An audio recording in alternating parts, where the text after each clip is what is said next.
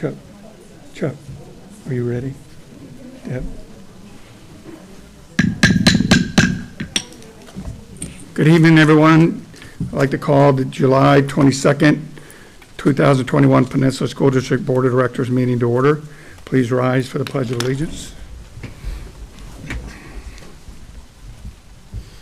I pledge allegiance to the flag of the United States of America and to the republic for which it stands, one nation, under God, indivisible, with liberty and justice for all. Thank you.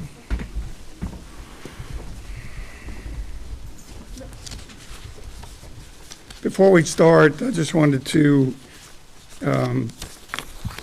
call out, many of us are aware that we began our summer on a pretty tragic note. We lost one of our students in late June, Caleb Wanaka. He was a good friend to many of our kids and played ball with some of our kids. He was well liked and well known in our community. Myself and some of the board members and Superintendent Barr attended a very wonderful, inspirational, and emotional ceremony at Peninsula High School field. Over 800 people attended Caleb's ceremony, Wani, as we like to call him. So I just wanted to say that I know there's some people in the audience, I won't call you out by name, but that helped organize that wonderful event. So I think I speak on behalf of the entire community. Job well done for that. And, we'll always remember Wani. Okay, next is approval of the agenda. Are there any changes to the agenda? Hearing none, is there a motion to approve the agenda? It's been moved by Deb, seconded by Lori. All those in favor? Aye. Opposed? Motion's carried. Consent agenda. Is there any discussion before the consent agenda vote? Hearing none, is there a motion to approve the consent agenda? No motion. It's been moved by Chuck, second. Seconded by Deb. All those in favor say aye. Aye. Aye. Opposed? It's been moved or carried. Okay, next up is item number 5. Peninsula School District is a member of the Washington Schools Risk Management Pool. The board has asked the pool for guidance regarding masks in schools. Attorney Charles Leitch is here to provide that for us. After the board has their questions answered, we will address any unanswered relevant questions submitted as time allows. So I know that some of you have cards, so when he's done, we'll ask questions as we see fit. And then during that, if you write your questions down, we'll get those to you and they'll be up to the board and we'll ask those questions if you have them. Okay, so Charles? Sure. Is this on? Oh, there we go. It is now. All right, everybody hear me okay? So this is a matter of kind of preliminary fashion. You mentioned it. Peninsula is part of the Washington Schools Risk Management Pool, and school districts in the state of Washington, there's basically two essentially larger pools that handle the risk management and i.e. kind of insurance type things for school districts. And the Washington Schools Risk Management Pool is one of the two. My relationship with them is I'm an attorney in private practice who goes ahead and actually advises school districts through the Washington Schools Risk Management Pool that essentially puts me on panel, and then I'm retained by the pool to represent school districts. I also have a general practice that advises school districts, and unfortunately as of March of last year, I became one of the attorneys who was charged with advising school districts kind of through the pandemic. So I'm here at the request of the superintendent and the board chair to offer you kind of, I guess, a state of affairs, if you will, and also hopefully maybe shed some light on kind of how we find ourselves here and maybe where we're going. And I think more importantly, to go ahead and shed some light on what is within your control and what realistically as a school district is not within your control. So first and foremost, currently with regard to the issue of masks, and everyone's been asking and talking to a large degree about what is happening with masks for the purposes of the 2021-2022 school year. At this point, as far as we are concerned, there is a high likelihood that masks will be mandated for some populations in school. Now, I'll give my lawyer answer when you say, okay, what does that mean, Charles? Who is subject to that? It depends. That's my favorite lawyer answer. So I will tell you that for the purposes of that. And when I say that, I don't speak as any sort of authority who makes that decision. I want to be very clear, and I've also told the superintendent this. I'm not the state government. I'm not the Office of the Superintendent of Public Instruction. I'm not an employee of Peninsula School District. I'm not a doctor, and I'm not part of the Department of Health on the county or the state level. What I can tell you is that the obligations that created the mask mandate in the state of Washington were not caused by any single or collective group of school districts or school personnel. Just like all of us were subjected to the pandemic when it came out, and subject to the authority that was basically delivered down by the state government. And regardless of how you feel about the state government or the governor, they have the authority, he has the authority under the emergency powers statute to go ahead and do what he has been doing. The school district, just like everyone here, private citizens, is subject to that authority. The other agency essentially that controls kind of our destiny, if you will, when it comes to regulatory action on masks in the state of Washington is the State Department of Health, the Secretary of Health, which is the health agency which is charged with a variety of enforcement functions and administrative functions in the state of Washington. Obviously, their paramount concern is what's going on with COVID at the present time. And then you also have the county or local health departments, as we call them. I'm sorry, I feel kind of like I'm rotating. I want to listen. Hey, look at that. Cool. All right, there. That's probably easier for you guys. Sorry, looking at my butt. It's not that pretty. Okay. So bottom line is that the Department of Health on the state level as well as the county level has enormous power. It very rarely is exercised. One of the powers they do have is they can go ahead and they can shut down a school if there is noncompliance with directives from the state or the healthcare authority. Now, and I've been asked this question, I've talked about it umpteen times. People have probably heard, if they've gone and talked to the healthcare authorities or to the Department of Health on the state level or the county level, and said, well, I don't want masks for my kids in school. I don't want staff to have to wear masks. I don't want to have to wear a mask. I want to be able to go to football games. I want to have what we had before COVID came. And you have that kind of question posed to them. What they have generally been doing, and this is something that happens not just in Washington, is they will say, well, it's local control, right? Some of you probably heard that. It's a local decision. I am here to tell you, as a lawyer for 135 school districts who's been working on this issue, I'm a former prosecutor in King County and a prosecutor in Oregon, and I'm a law and order guy, rule of law guy. It is not within the school district or the school board or the superintendent's authority to get rid of the mask mandate. If any school district, which in the state of Washington, not one school district has kicked the mask mandate out. Okay, let's just keep it in mind. Not one group has sued in the state of Washington successfully to get rid of the mask mandate in school. And I know a lot of people, I got people in my own family that we get in these debates about it. Everyone is very passionate about how this has impacted their lives and is impacting their children. And everyone can make their own individual choices in many respects. But school districts are run using federal, state, and local money. In fact, you would be surprised to realize that the vast majority of the funds that go to this district, and most districts, or every district, are state money and federal money. And when you take that money, it comes with strings.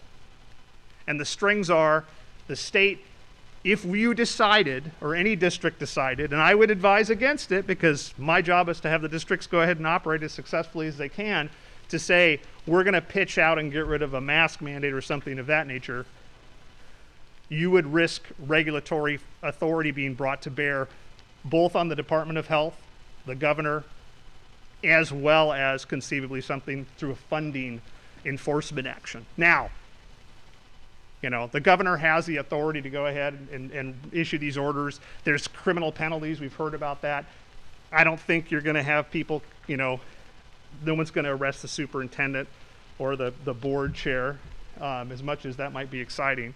It'd make my weekends probably get crazy. But realistically, what is going on with the enforcement actions is that we are beholden to those directives. The mask mandate is currently in effect. I don't know what next year is going to look like. I don't know what will happen as I get the guidance, I interpret it, I talk to the people, and I go ahead and I give advice, and then the district does what the district does, and this is what I do. And I spend most of my practice these days reviewing things, writing letters, and on the phone talking to agencies and trying to figure out what's going on. I don't know what is going to happen with the mask mandate. What I can tell you is that we've all been hearing what's going on nationally with the Delta variant, right? We know that the Delta variant is increasing. We do know right now, regardless of what you believe, that vaccinations have become a higher and greater priority today than they were last week or the week before or before that. That is because 97 to 98% or 96.5% of the people that are currently hospitalized and getting intubated are unvaccinated people because of the Delta variant. That's what's going on. Now, the situation that's going on with the Delta variant also is there are other people with risk factors, granted, but the priority for the government on the state level here, the information that I have, is on vaccination rates. If vaccination rates don't go up, and if Delta rears its ugly head and results in hospitalizations and intubations, not cases, testing is becoming less important because of the fact that we know that it is much more oriented in its transmission towards unvaccinated, that if those numbers are of concern, that will impact mask mandates. Unfortunately, it'll impact mask mandates not just in schools, it'll impact mask mandates across the board. Now, the district in its decision making has to look at guidance from OSPI, which is currently being updated for next year. It has to look at guidance from the Secretary of Health, which is currently being updated for the next school year. It has to look at how we go about dealing with vaccinated individuals versus unvaccinated individuals, which is currently being updated and developed. So literally, I can come back next week and we can have a whole different discussion on what's going to happen. The one thing right now, the analogy I used earlier talking to the superintendent, is you're a boat on the ocean. You don't control the weather and you don't even necessarily know what the forecast is. But you're on the ocean and there's nowhere you're going to go in the middle of this, and we've just got to get through it.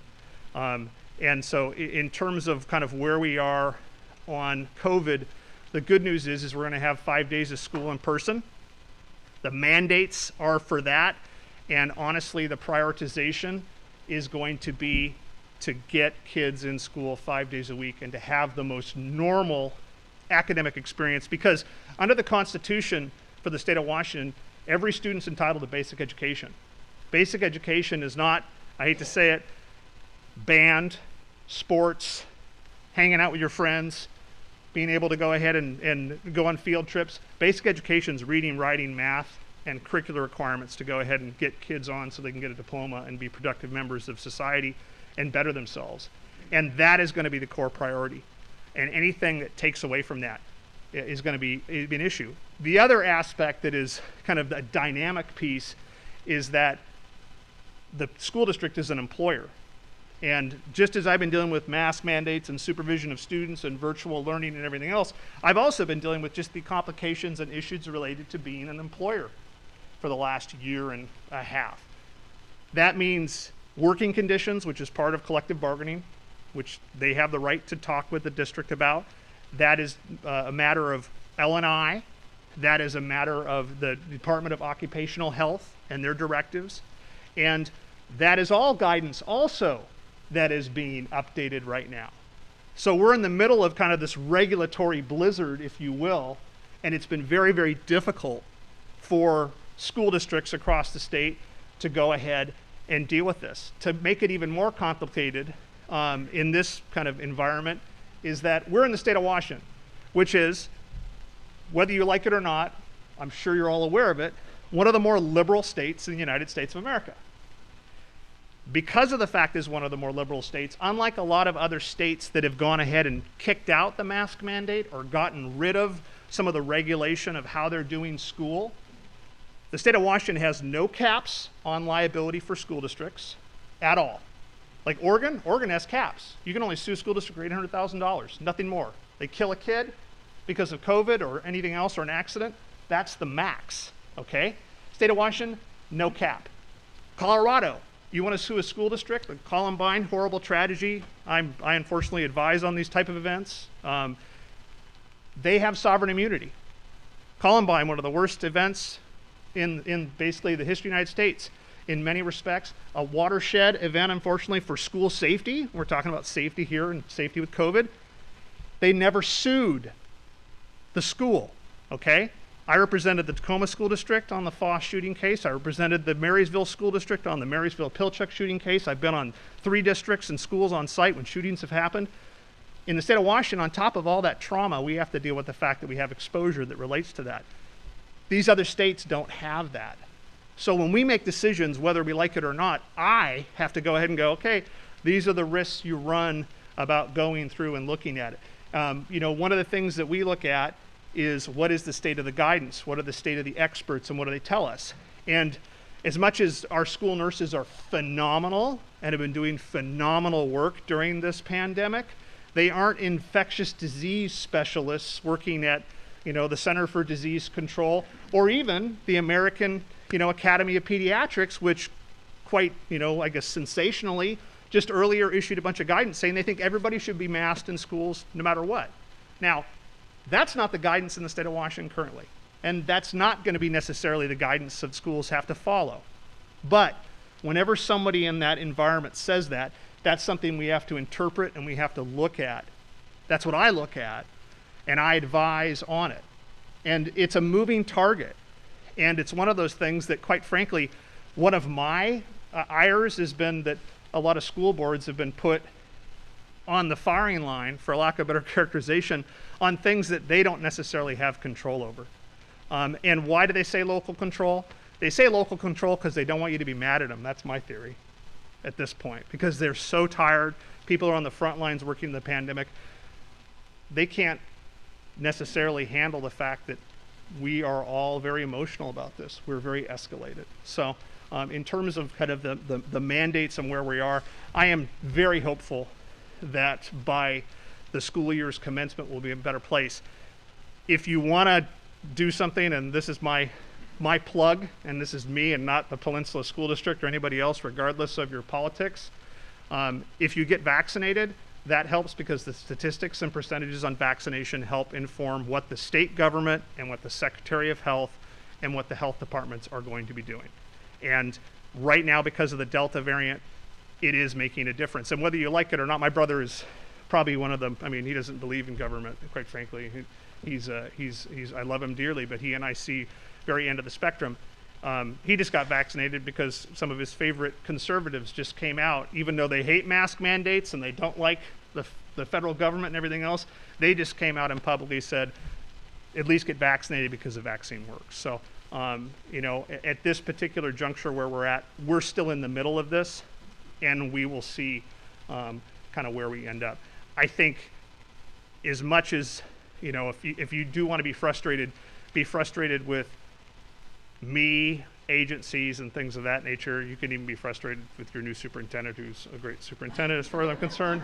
But what I can tell you is that don't be frustrated with the teachers, and don't be frustrated with the principals, and don't be frustrated with the nurses and those people that are boots on the ground. Because quite frankly, they're just doing what people like me are advising them after looking at the guidance. So, and I wish I wasn't here, and I wish we didn't have to have this discussion.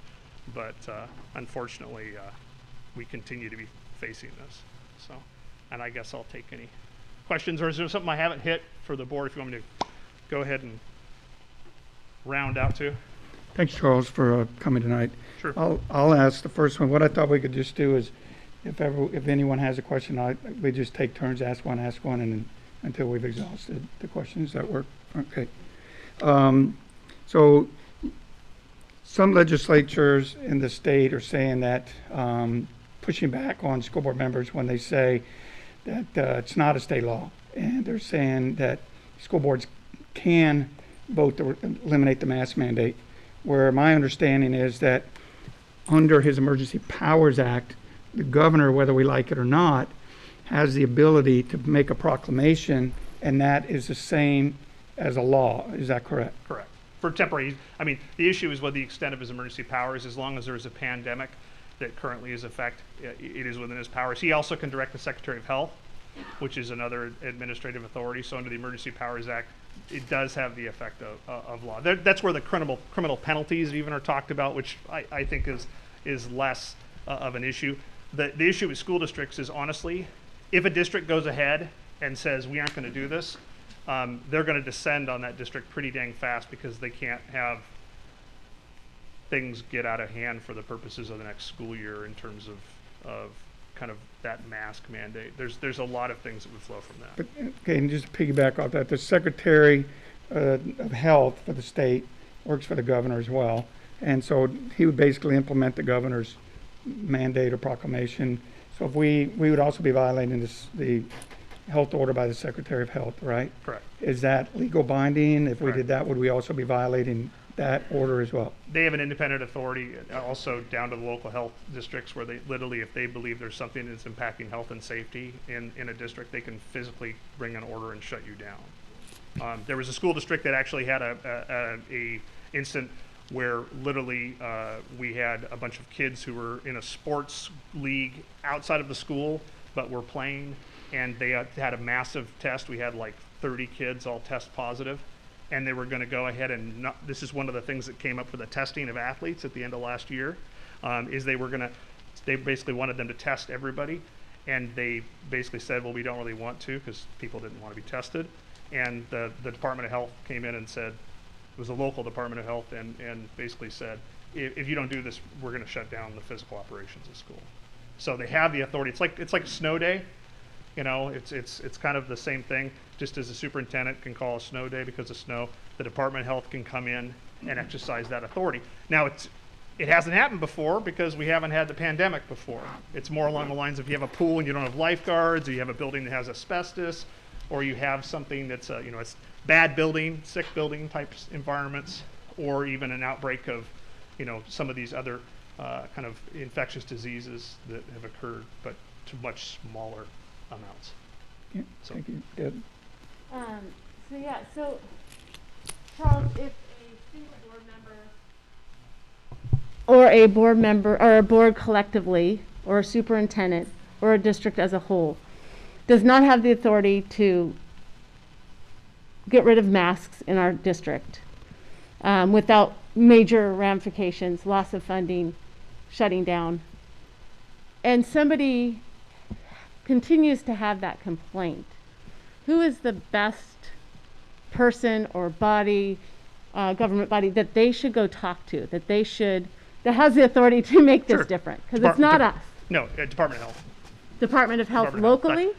Local, but also, depending on what they say locally, the state level, the state secretary, but those two people, those are the people, like even the governor's proclamation, and they're acting consistently, but that's one of those things where, and these are the people that are saying local control oftentimes, but if one of the things that literally, I've had so many discussions about districts wanting to do stuff, and I'll be like, what does your local health officer say? What does the MD, who's the person who's charged and has that authority, and what is the secretary saying? That's really where it is, where the science is, for lack of a better characterization.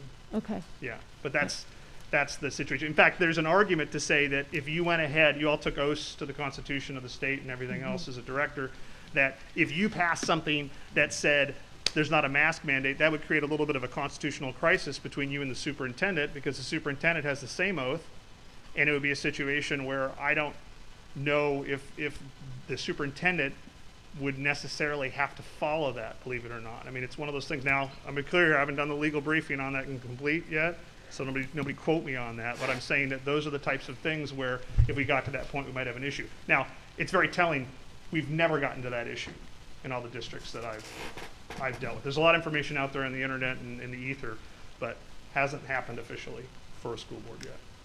Thank you. Hope it never does, but.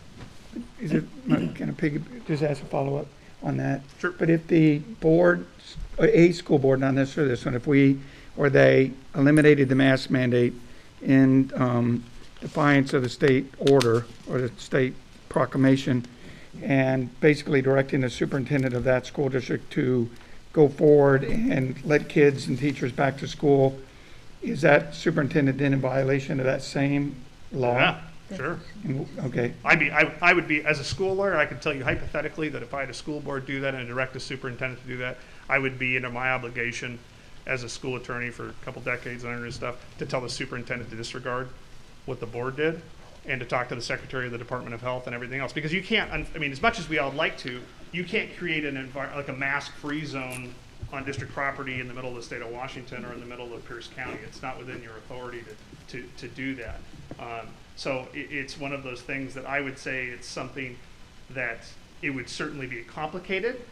I know, you know, superintendents are put in a position where they have, you know, 5 bosses, if you will, that have varying opinions about stuff. But I think that in that situation, you'd have issues not only from the board side, but if you did that, you'd have issues on the employment side. And especially with, that goes back to the vaccination numbers and the Delta variant, is that when numbers went up or go up, people are worried greater. When numbers were going down, which is what happened actually to make a lot of us come back to the hybrid models where we had kids back for part-time, was that the numbers were going down. Now, we don't look at the numbers as much with Delta. We look at hospitalizations because honestly, if you're vaccinated and you get, not Johnson & Johnson, but so I hate to be discriminatory against the JJ people here, but if you have Moderna or if you have, you know, Pfizer, realistically, you can be exposed and even have a breakthrough infection, but you aren't going to suffer the consequences. Your body is more equipped to deal with it. And in that situation, that's what's going to dictate really where you go. We're kind of along for the ride, for lack of a better characterization. yeah, thank you. I just wanted to point out for anyone in the back that's by yourself, there is an empty seat in the front.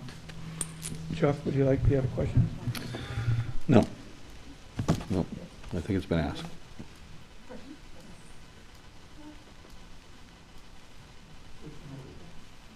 Okay, got it. Thank you for coming. Sure.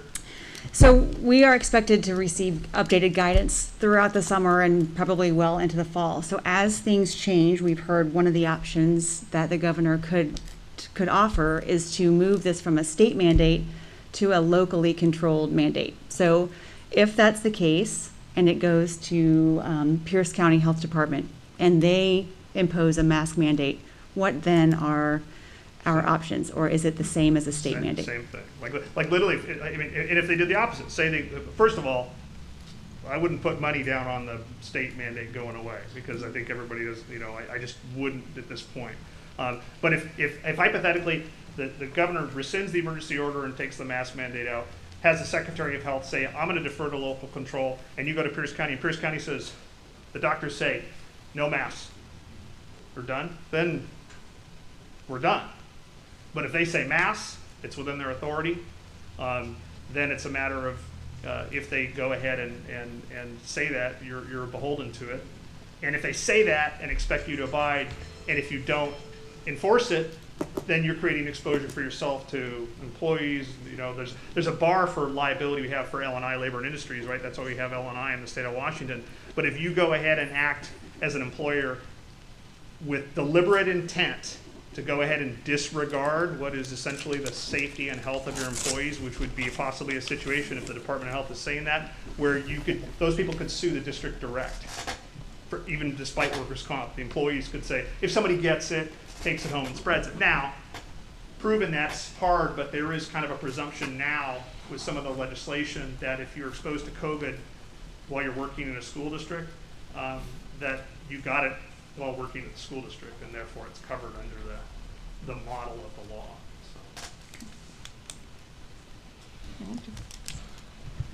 So.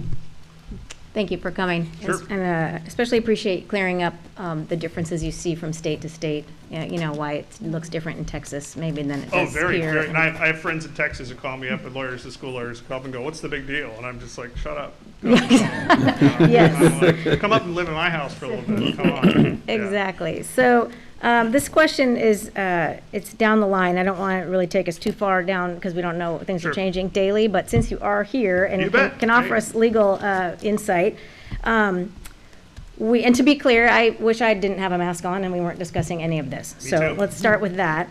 But let's say, just looking at legal obligations, and what the obligations are and what the options are. If, we have several unmasked people here tonight, Sure. yet we have a mask, the district has a mask policy. So looking ahead to fall and the mandate, say, is still in place, what legal obligations do the building employees have to enforce the mask mandate with students? It's a game changer. And what is that gonna look like? Oh, it's a game changer, I think. 'Cause realistically, a lot of districts at this point, because of board meetings, it's where students are, expected to be present. We're out for the summertime, so in terms of kind of a lot of fidelity to that, and with a lot of people being vaccinated and a lack of clarification on that, it's quite frankly less enforced. If we were during the school year and there were students, like a student rep to the board, or employees that were obligated to be here or coming, like teachers and stuff like that, and attending during the school year, the obligation to have fidelity to the mandate goes up dramatically. And that's one of the things that, as much as it's and it probably will be subject to litigation, but right now, that's why I think some of the guidance that's going to come down is going to differentiate on the mask mandate between vaccinated and unvaccinated. So it may be a situation where we're having school next year, or having board meetings next year in schools where students are present, where there will be an obligation to enforce a mandate for a certain group versus another group, which I know, it's hard to go ahead and look at, but when they're looking at what Wayne, the rights of knowing who's vaccinated versus unvaccinated, when they're looking at 600,000 dead and counting in the United States, that's where the Secretary of Health Authority, that's where the authority of the local health department, and also Reichville. OSPI technically has authority to exercise. You do have local control in many ways, but the state board sets curriculum. If you actually have a bunch of students that if you said, screw it, we're going to shut the school down, OSPI has the authority to come in and run the school district. So we're kind of testing a lot of the authority that's out there. I go back to the health stuff. K-12 students right now, the mandate is regardless of vaccination, they will be masked. If there are K-12 students who are obligated to be in a building because of basic ed and attendance under the schedule 5 days a week, and there's someone that shows up that is unmasked, that's where, in terms of the spectrum of what I would say is the regulatory burden and obligation, I would say if somebody didn't enforce it, like a principal said, hey, I'm not enforcing it, I would go ahead and say, well, let's talk to HR and have a little meeting, because the reality is you're violating the terms of your employment. And that's the scenario. Summer school, summer right now, it's a little bit of a different animal. But that's why it goes back to what I said, which is, I want the guidance. I've been calling saying, you guys can't just give it to us on August 19th, because we have to digest it and we have to message it to the stakeholders of the school district. We have to message it to staff. It's like, August should be a time of celebrating and getting ready for kids coming back to school, not going, what the heck is this? I think social distancing is going to go away to some degree, because they went to 3 feet instead of 6 feet, because they knew realistically you couldn't put all the kids in a building 5 days a week. And social distancing is great, but one of the things that I always thought was a pet peeve was, okay, you want us to socially distance kids 6 feet, but we can put 80 of them on a bus and put the windows down? Come on, right? That's kind of ridiculous. So I think the social distancing, they want to maintain that enforcement. But I think masks and vaccination are going to be the focus. And ventilation, which this building obviously has beautiful vaccination from what not vaccination, it has beautiful vaccination. Beautiful ventilation, excuse me. Thank you. Yes. Back on Lori's, David? Sure. So, and this may not be a question for you, but under what Lori was just saying, what are you seeing teachers do in the classroom in the moment with the kiddo that doesn't have his mask on, won't wear his mask? And maybe this is your question, I don't know, but what? I can tell you what the law is. The guidance right now currently is if a student refuses to wear a mask and does not have a specific medical exemption for masking, and if they have a medical exemption for masking, that creates implications on who they can be around and how they can be around with staff, right? All of a sudden we have to go ahead and go, guess what? You as a staff member need to have an N95, you need to have a fit test, you've got to have PPE in place. There's a lot of things that are associated with that. And right now the guidance is that student's experience is going to be different than other students' experience because of that issue. If you have a teacher that goes ahead and has a student that in a classroom refuses to mask up, they basically would take the student, take them to the nurse's office. They have to have a place where they can basically kind of have them try and talk to them and say, why aren't you wearing a mask? Talk to the parents and say, why aren't you wearing a mask? There are certain parents that have said, my kid's not going to wear a mask. And there's districts that have called me up and I said, well, then you can't have the kid at the school. There's got to be something that's associated with the reason for masking so you can game plan it. Some students, with students with behavioral issues, and certainly in closed classrooms and things of that nature, that's where other staff are given certain kind of protective material. Staff ratios have gone up in those environments for safety purposes. We've had dedicated transportation. So there are a lot of things. It doesn't mean the student gets busted, right? But that's one of those things where we're ever mindful of a student who's unmasked for any reason. That's why the 6-foot distancing rule, odds are the one place you will continue to see that is when they're eating. Because basically kids are going to go ahead and want to eat and do that stuff. And that's going to be one of the greater focuses. But teachers all staff have the obligation to go ahead and enforce the mask mandate. And the principal and the nurse, whoever the COVID coordinator is for the district, need to be able to start communicating with parents and say what's going on. Okay. And then I'll just, one more question. There's no limit. Go ahead. Well, we're going in order here. So I know we don't know what any new guidance that's going to come out yet. Do you see a potential guidance where the governor or the State Department of Health would regionalize these decisions? So if one region is 75% vaccinated, they may be treated differently than a region that is 50% vaccinated? I think it may be based on community. Community vaccination percentages are going to impact mask deployments in schools, just fundamentally. So if they do it on the county level or they do something like that, I think it is something that will be impactful over that. I think also one of the things that will be a factor, I believe, this is my opinion, this is not law or rote, but is vaccination percentages on staff and people in the building. Is a higher vaccination right now? For the anybody football fan, assuming we have Seahawks fans here, right? Let's be honest, okay? The NFL just said, look, if you lose a game because of COVID, it's forfeit, it's gone. And the whole point of that is they're trying to incentivize vaccinations for the teams. And so the idea is vaccine incentivization. That I think will happen. I think the regionalization, I think it'll probably be county level because it's county health department. It makes more sense. But honestly, the one thing we don't want is we don't want to have, hey, the people down in Tri-City, my clients down in Tri-Cities are like, hey, screw you, we're just doing whatever. And that region goes distance, and then you have, Whatcom County and those people, and they're like, we want to mask up, we want to be in hazmat suits like a Spielberg film and everything else. That they're worried about that regional adjustment, because the authority of the governor is consistent across the board. So I don't know how they're going to do it. I think the first thing to happen, honestly, is what Secretary of Health and what the governor does. And then the place that I look is what is the updated guidance coming out of OSPI. The L&I employment stuff is the L&I employment stuff. That's just kind of there for all employers and everything else. Unlike private schools or private employers who have the right to say you need to be vaccinated, school districts, it's a lot more complicated. So, Thank you. sure. Can you guys hear me okay? Okay, I'm sorry. I'm a blowhard, but that freaks me out. What's that? It's just another mic. Ooh. Okay. Hi. How you doing? Okay, you're back. And I think it's a little ridiculous, at least for me, when you watch like the NBA finals and you have basketball players sweating all over each other for an hour, and then they go back to the bench, put a mask on. It's just sort of Sure. ridiculous.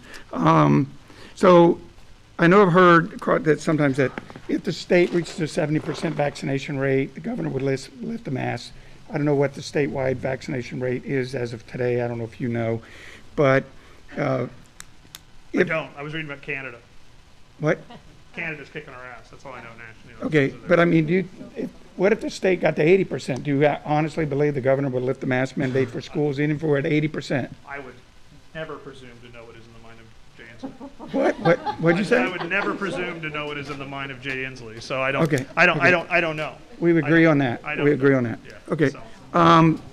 if the board was to lift the mandate violating the law, I know the risk management pool represents the school district in the event that they were to get sued or something like that, a child or teacher or something like that. Sure. Uh, Like tort. If there's a tort lawsuit, somebody gets hurt, like somebody hits, school bus hits somebody, or somebody falls down, or somebody does something bad to a student, or happens, Yeah. Right, so, but where I was going with that is if the board was to vote to lift the mask mandate, basically, you're recommending to the board that we not do that under as basically our risk management pool. If we did lift the mask mandate against your recommendation, and then someone got sick and died or whatever because of that, would the risk management pool still represent the school board? Well, I guess it's a good segue to making a point. I do not represent the risk management pool. I am an attorney who is retained vetted and retained, and I've been doing it for a couple decades now. Okay. But I represent you. So I'm your lawyer for the purposes of if you had said tonight, Charles, we want to have an executive session and talk about risk related to this or something like that, that would have been a privileged conversation because I'm the attorney for the district. We're doing this publicly because you guys wanted to inform everybody and give them a sense of it. If you went ahead and did that, I guess I could say, first of all, it would be against my advice as your counsel. And you could say, Leach, you're fired, get out of here. That's within your rights. But in terms of coverage for that type of thing, I think it is realistic for any school district to presume, in my mind, that if they went ahead and they went against essentially what is the directive of the governor, the medical directive of the Secretary of Health and the county health department, as well as likely violating maybe the terms of their collective bargaining MOUs for staff, L&I and everything else, that you probably would jeopardize, and I'm not a coverage attorney, the obligation of a risk pool or even an insurance company, depending what district you are in the state, to go ahead and cover the natural, sequelae, if you will, of that decision or that departure from advice. One of the things that it is a defense to you for exposure generally to say, we did it on the advice of counsel. You can go ahead and somebody could, sue me for malpractice or something like that. If you said we relied on, if I said get rid of the mask mandate and then something happened like that, somebody could go after me for that conceivably, right? But in that particular case, it'd be just like when you make a decision. If you went ahead and I'm your employee, say you have a general counsel, and I'm your employee, and I go ahead and say you need to keep the mask mandate, and you tell the superintendent, and this is all hypothetical, Preston, so and fire that guy. And you're like, well, he works for us. Fire him because he told us to go ahead and do what I didn't want to do. You guys all decide we want to fire Leach. That's not something that I would say would be, regardless if it was me or anybody else, a reasonable thing. It would be kind of violate what I would say is what the right thing to do under the law is. That's not something a school district would be covered under its insurance because you made a decision deliberately to go ahead and violate essentially the law, or you specifically retaliated against me for me saying you had to do this and you didn't like it and you violated the law. That's the type of thing that you would have to pay for, most likely. It's like I defended some school districts when the number of unions went ahead and filed TROs, to basically say we aren't going back to school because of the issues. Now those were all resolved because the collective bargaining agreements, which I don't do collective bargaining, but I was defending the cases, was picked up by the district because that's not something that insurance would cover. Similar to things related to regulatory actions, those are all things that would be out of your pocket. Or even, we've defended a variety of things that aren't traditional torts. A lot of those are accidents, or somebody does something and we said, holy cow, we didn't know that. That's against board policy. Those are the types of things typically that would be covered. Something like that, I would say would be, I would be remiss if I didn't advise a district that was doing that, saying, you're putting your butt out. And you're putting your butt out of the money that's not just yours, it's your taxpayers, it's state money, and it's federal money. And those people all, because of their authority, could also come a calling and go, what's going on? Why are you doing this? And exercise some regulatory authority. So. Okay, you have more? Go ahead, Chuck. So, you had mentioned that nobody's challenged the governor or Department of Health. The school district hasn't No, taken. Right. Yeah. At what point? I mean, if they keep this going for 3 years, Oh, well, I think that, I would think this in 18 months. sure, okay. And so at what point would we challenge them? Because we're seeing a spike in suicides. There's a whole lot of data out there. So at what point? I don't know. I mean, that's first of all, it's not, that's the choice of a school district. My job is to interpret the guidance and tell you. The reality is that Inslee went ahead and did his, social emotional. That's one of the reasons he went ahead and brought kids back, right? So, I mean, that was one of the things is that at the time he did that, Seattle and Lake Washington, the two largest school districts in the state of Washington, were going to be remote, basically, for the remainder of the year. So in terms of the, kind of the calculation to go ahead and do that, I have no idea what the future is in that regard. Obviously, if you have students that are having issues with socialization and things of that nature and being around peers, I think the one thing you have to be wary of is whatever facilitates your ability to have 5 days a week of in-person schooling versus whether a kid is having to wear a mask when they're indoors or not. And that's why I think, and I think what I was talking about earlier is, I think that's why we're going to see some differentiation between vaccination status. So if a student goes ahead and his family makes a decision to go, I'm going to get a vaccine, I don't have to wear a mask. Versus if my parents choose with me to not get a vaccine, which is their choice, that person may have because of their susceptibility to whatever variant we're dealing with. That's what I think. I think things will change and there'll be progress. I don't think it's going to remain static, in 18 months. But I don't know. To answer your question. Chuck, I'd like to address that. So, Charles, thank you very much. This has been a long journey, and I feel like I've had a front row seat from day one with Governor Inslee. We have had conversations as superintendents making advisory to say, at what point do we start unraveling, right? Yeah. We have instituted a mask mandate, but at what point? So your very question is what we have asked. So at what point? Is it 85%? What are the metrics by which we can start looking at, and it should be public. The difficult part is we don't even know until the day that it comes out and it's all public to you. It's also public to us. And then we have to operationalize that and figure out all of the pieces.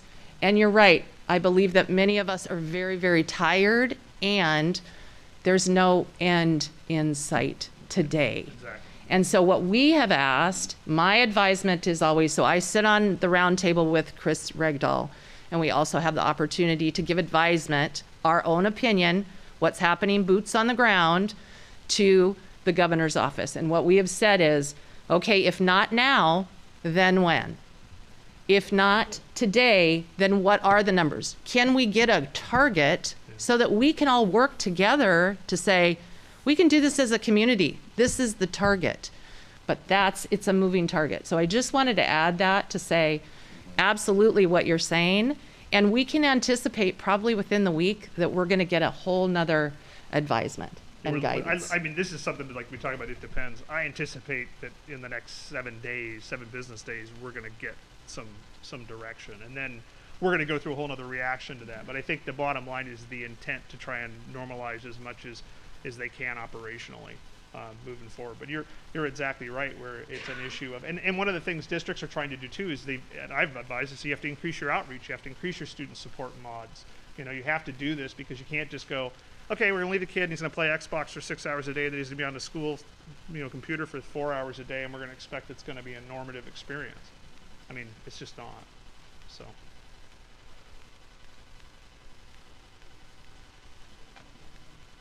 Yeah, while we have you, and we're throwing out some hypotheticals, you have referred several times to maybe vaccines being the key to moving us to another phase. Can you address vaccines in kids? And if there would be such an order that says vaccinated children can come to school without masks and unvaccinated has to have masks, as I understand it, we can't ask. And what about for staff? Can we ask for proof of vaccinations if that's required by the governor?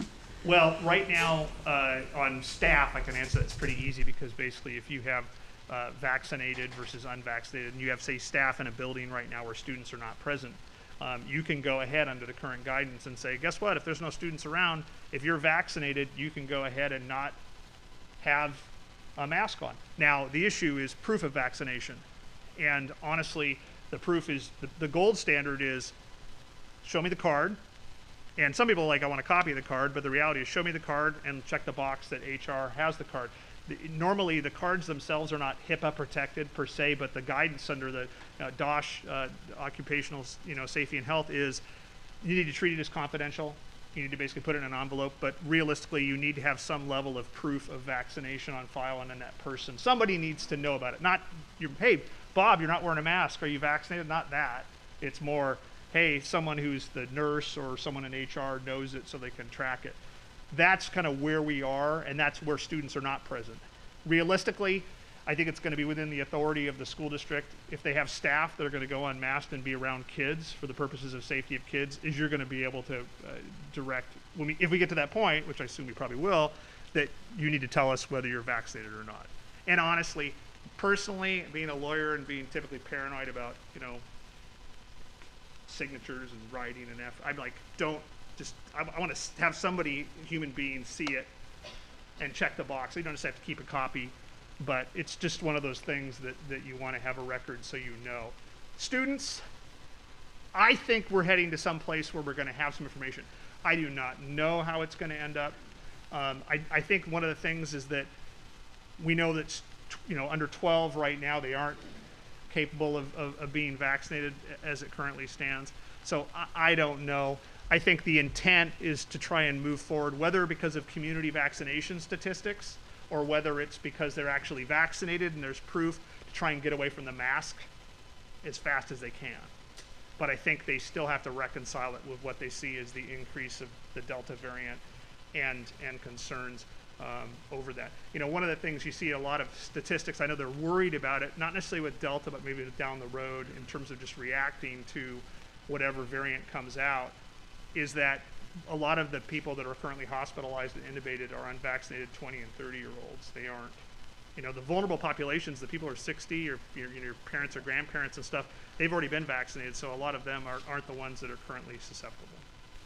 So, but I wait to get that guidance. I've heard something's going to come down, but again, to David's question, I'm not going to presume to know what's in the heart of or the mind of Jay Inslee on this.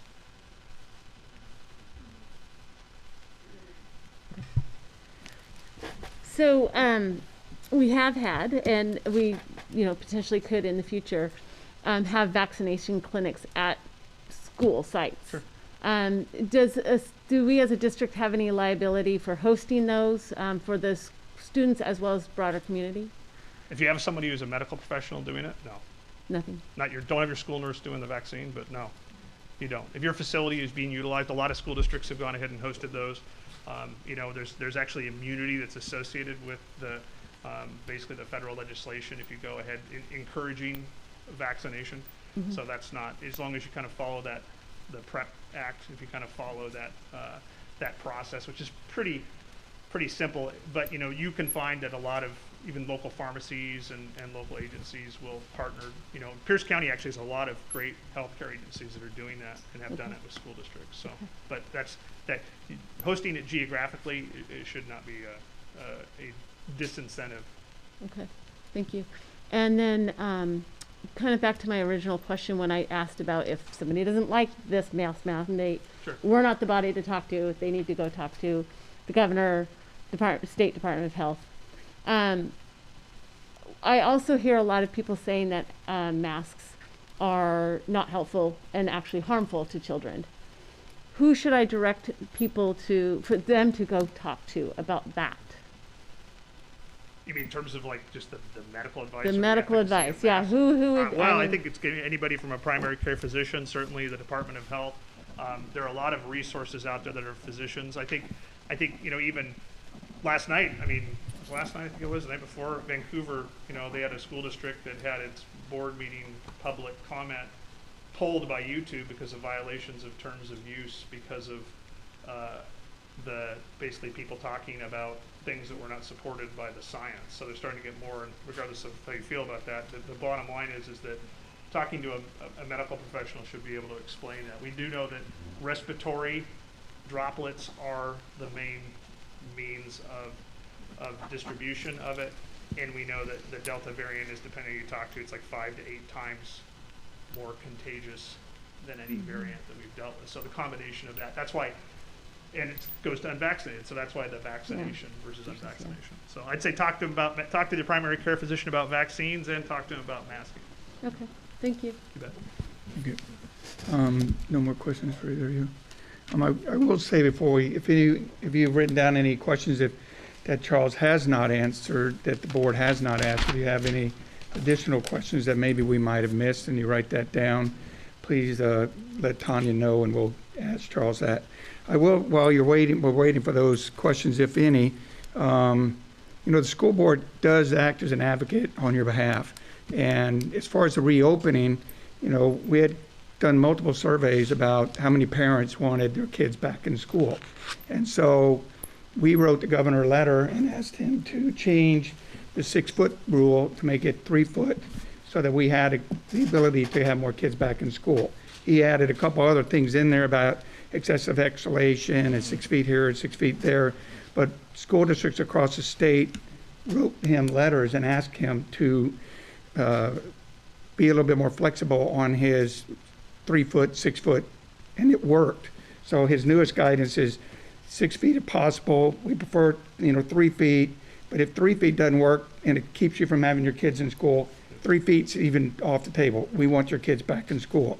So the school board can certainly advocate on your behalf by writing the governor a letter, and as well as other school districts across the state, to ask for local control based maybe off of local numbers, stuff like that. But at this point, that's probably the best that we could do, would be to advocate, write a letter asking for local control based on local numbers or something like that. But and you raise a good point, because what happened a lot was going on is the 6 foot came out and it was out, and then they went ahead and started saying you need to have your plan for next year. OSPI did, and a bunch of school boards and superintendents and deputy superintendents pretty much, and principals were having nervous breakdowns over that, because they literally would go around their building when they were doing a hybrid schedule, and they said, if you do 6 feet, we can't have any kid back. We just can't even make it work. And so that was the thing where they went to the 3 feet, which honestly was really hard to operationalize. It was like 3 feet in the classroom, but you walk in the hallway, then it's got to be 6 feet, and then it's like, I feel stupid when I go to QFC and they have arrows on the floor, and I'm like, oh gosh, sorry, and I can't even imagine what my 12-year-old would think about it. Is that you're in this situation where they realized that it was even a problem for in-person learning, and so they did exactly what you've talked about, which is they've basically said 3 feet, but if you can't do 3 feet, do the best you can. The priority is to go ahead and have in-person school 5 days a week. And that guidance is going to get updated. That planning guide will be updated here, I assume, in the next 2 weeks. I have a question for Superintendent Barr. Based off your 3 weeks here, knowing the mask guidance and mandates that we have to abide by, fall of this year, if we, under current guidance, have all of our children masks, can we get 100% of our kids back into schools 5 days a week? We will get 100% of our students back in 5 days a week. We will. Okay. And we will have athletics, and we will have clubs, and we will have those things that touch the hearts and souls of children and are necessary. Now, whether we have masks or not, that's out of my purview, as you've heard. But we will have it, and we'll make it work. I've been flying, and I was right next to people, and we all got on the plane, and we got there, and we landed, and we were good. So if that's what we must do, that's what we must do. Well, and also one thing to keep in mind too, the outdoor mask requirement has dropped, right? So it's one of those things where you have that. It used to be, it was a big issue to try and go ahead and have them tell us, okay, can we have recess with elementary kids running around as long as they aren't like tackling each other and hugging and stuff like that, to have some normalcy. So the outdoor masking is slipped, and So I think we're seeing it's, I don't think it's gonna be 18 months, but certainly obviously grades of changing. And I think it goes back to the vaccine percentages. If you turn on any news channel, they're talking about vaccines right now. Charles, and the quarantine rules have also changed. True, Because they've- that was very irritating for parents, that Oh, if heck they were yeah. a close contact, then Yep. they would have to be out for that amount of time.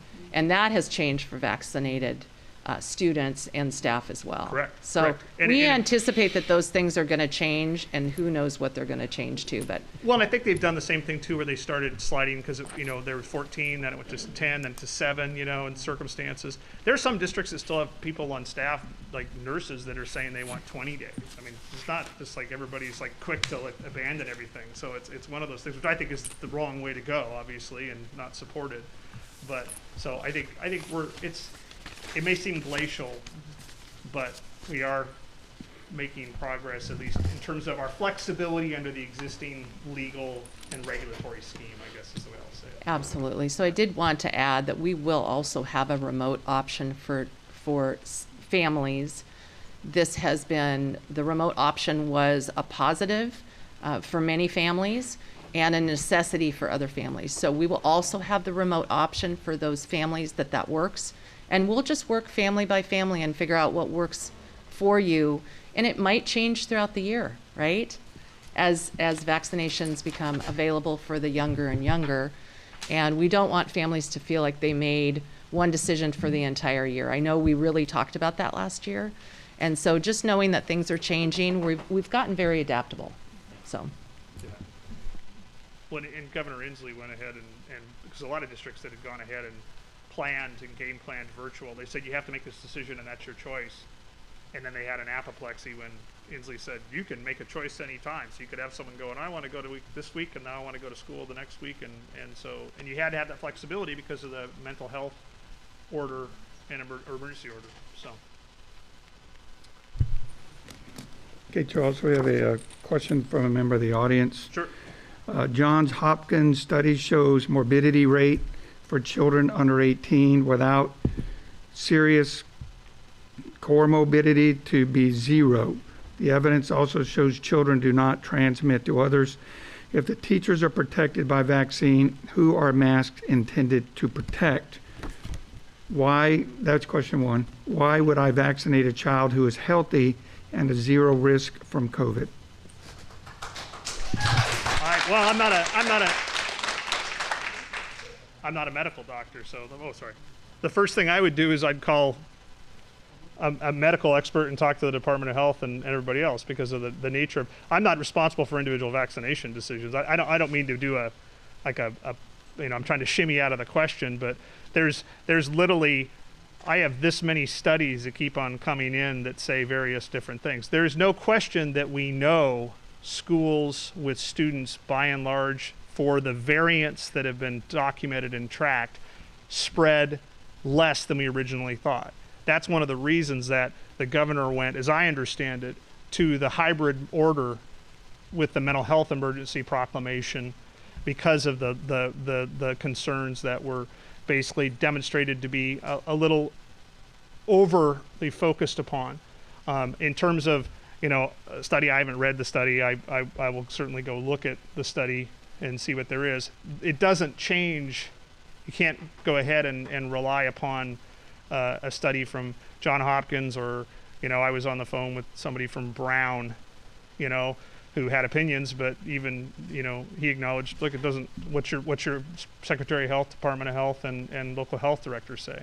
So those are the individuals you should send the study to, because I'm not going to be in a position really to evaluate that. So. Thank you.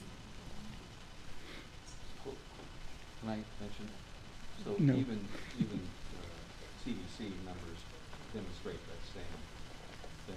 That, Talk up. that the youth are not at risk. And they're Can't not. hear it. Well, I mean, you're correct. I mean, I guess the CDC numbers, but CDC also is. I mean, right now everything's in flux in terms of your reaction to it. I mean, it's honestly a situation where I'm not, and I don't want to seem like I'm not here advocating for an interpretation of medical guidance. Okay, I'm here to tell you what the legal regulatory landscape is. if the Secretary of Health and the Governor's Office and OSPI and the Pierce County Health Department say it's okay to unmask and not care about vaccination status, then do it. But if they tell you something different, they have the authority to do that. So I'm not, I mean, and the situation is, and the problem is, there are parents, just regardless of how you feel, there are parents and lawyers of parents and lawyers of employees and employees that are taking the American Academy of Pediatrics study that just came out that said everybody should be masked regardless of vaccination status, and emailing it to board chairs, superintendents, and healthcare department, doctors right now with that. So I mean, the issue is that you don't have an infectious disease specialist on retainer, and nor should you, because it's not going to make a difference necessarily. We need to see what they do and react, unfortunately. Okay, I have another question from the audience.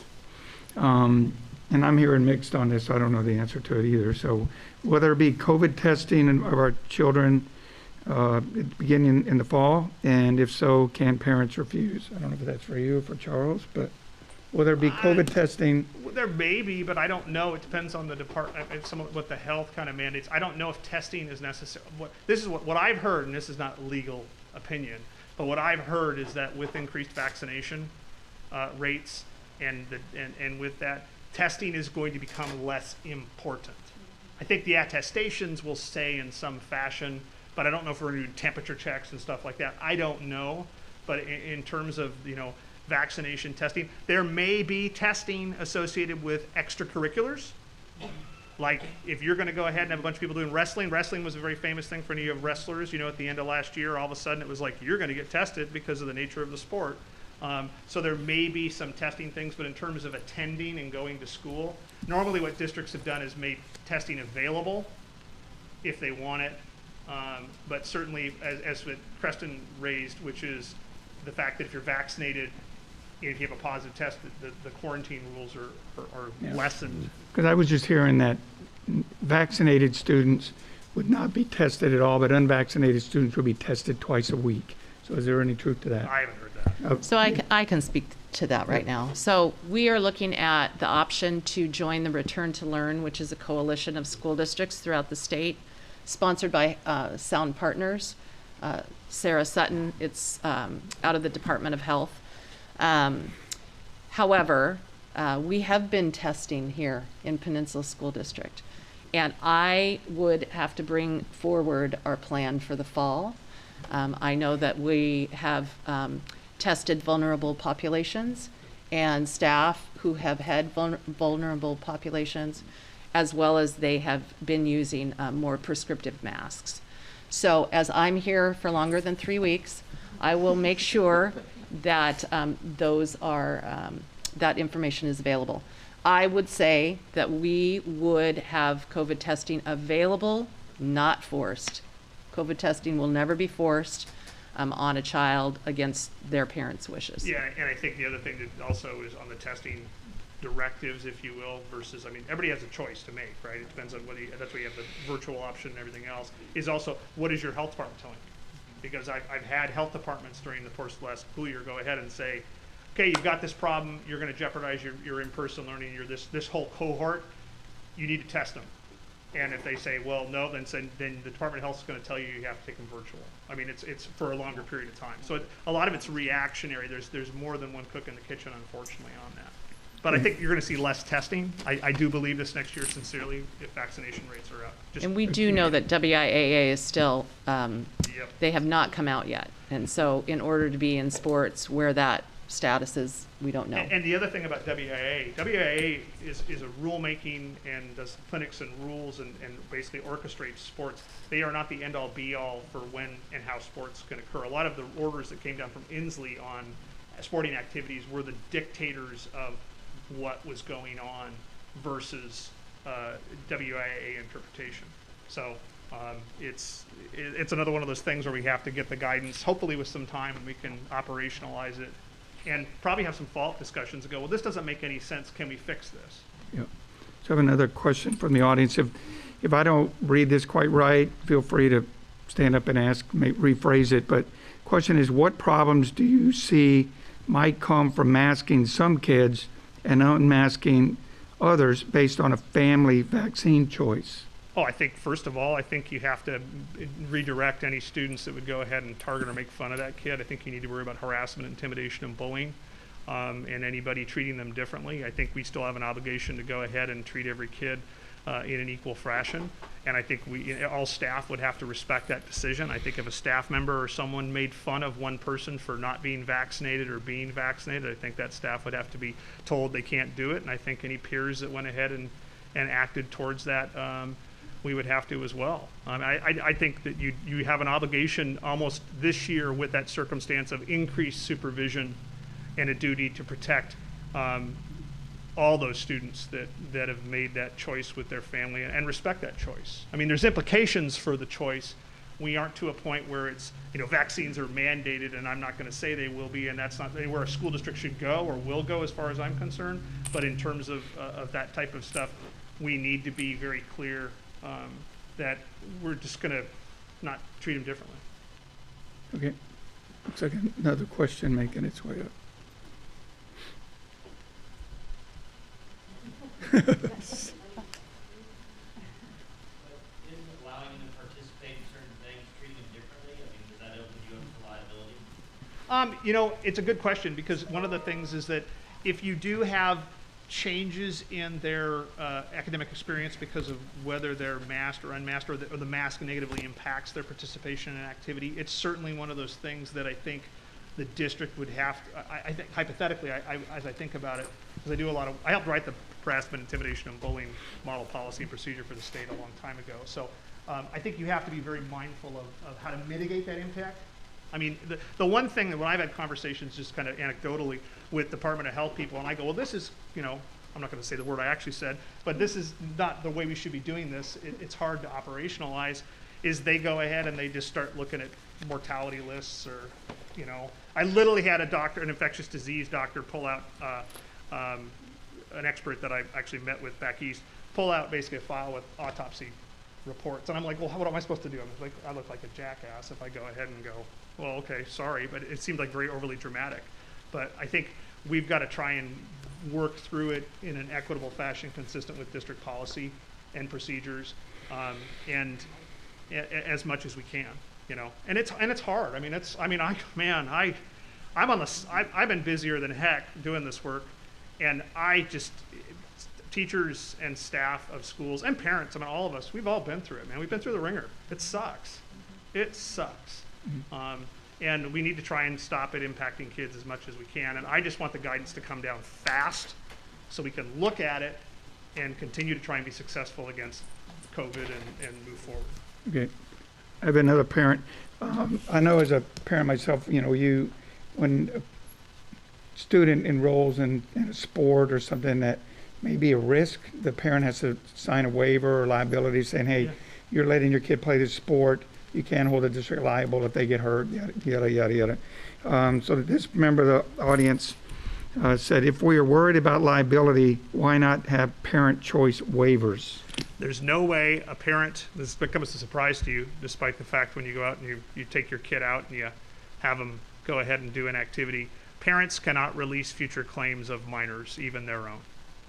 You cannot release, if I go ahead and my son breaks his leg, and I go ahead and go, hey, let's settle this case for whatever, $10,000 or some number. I can't release his claim. I can't sign the release saying we're done. I have to go ahead and physically, with my attorney, appoint a different attorney called a guardian ad litem who will go ahead and look at everything, go in front of a judge and have a judge sign an order that says his claim is released. Or I give the authority to the parent or the GAL. So if you go ahead and sign a release, that's why when you even do releases, or not releases, waivers, or I don't know what you guys call them, acknowledgement of risk for sports like football and all those forms, just because you do that doesn't mean if your son or daughter or child goes out there and gets hurt that you can't sue the district. Trust me, I would have advised school districts, even though I might burn in Hades for it, I would have said, yeah, go ahead, make sure they can't sue you if they break their leg playing ball. Can't do it. It's not effective under the laws of the state of Washington. You can go ahead too, you can make an argument even for adults that you could say there's what we call express primary assumption of risk. But the thing is that we don't know how it'll impact kids. We don't know how, I mean, for instance, just the Delta variant doesn't have the loss of smell and taste like the earlier version. So in that sense, I guess it's better if you get it, but it's more contagious. So, I mean, at this point, you can't have those releases. And that was one of those things that literally when we first came back to school, that I was getting asked that question by every superintendent and school board, because they were like, look, can we just go ahead and have parents make this individual choice? Now, the reason behind that in the laws of the state of Washington, I think, is the idea that, you know, your parenting decisions could be, you know, releasing a claim that someone could have later on when they're at an age as a 9 or a 10 or a 16-year-old where they can't. Now, an 18-year-old, technically, I guess, could release that. But again, that would fly in the face of Department of Health authority. So it's a good question, and it's one that districts have encountered quite a bit since we started down the masking road. Okay, thank you. So with all board questions been answered and work community questions, I would say thank you, Charles, for your time. Again, I apologize for being the bearer of any bad news for anybody. So I'm, you know, that's one of those things that it's believe me, I can tell you from my heart of hearts, if I can advise school districts to ditch the mask mandates and to go ahead and move forward, when I can, I certainly will. So, and thank you for all your work, and thank you for you guys participating. It's exciting to see a group that's motivated despite the fact.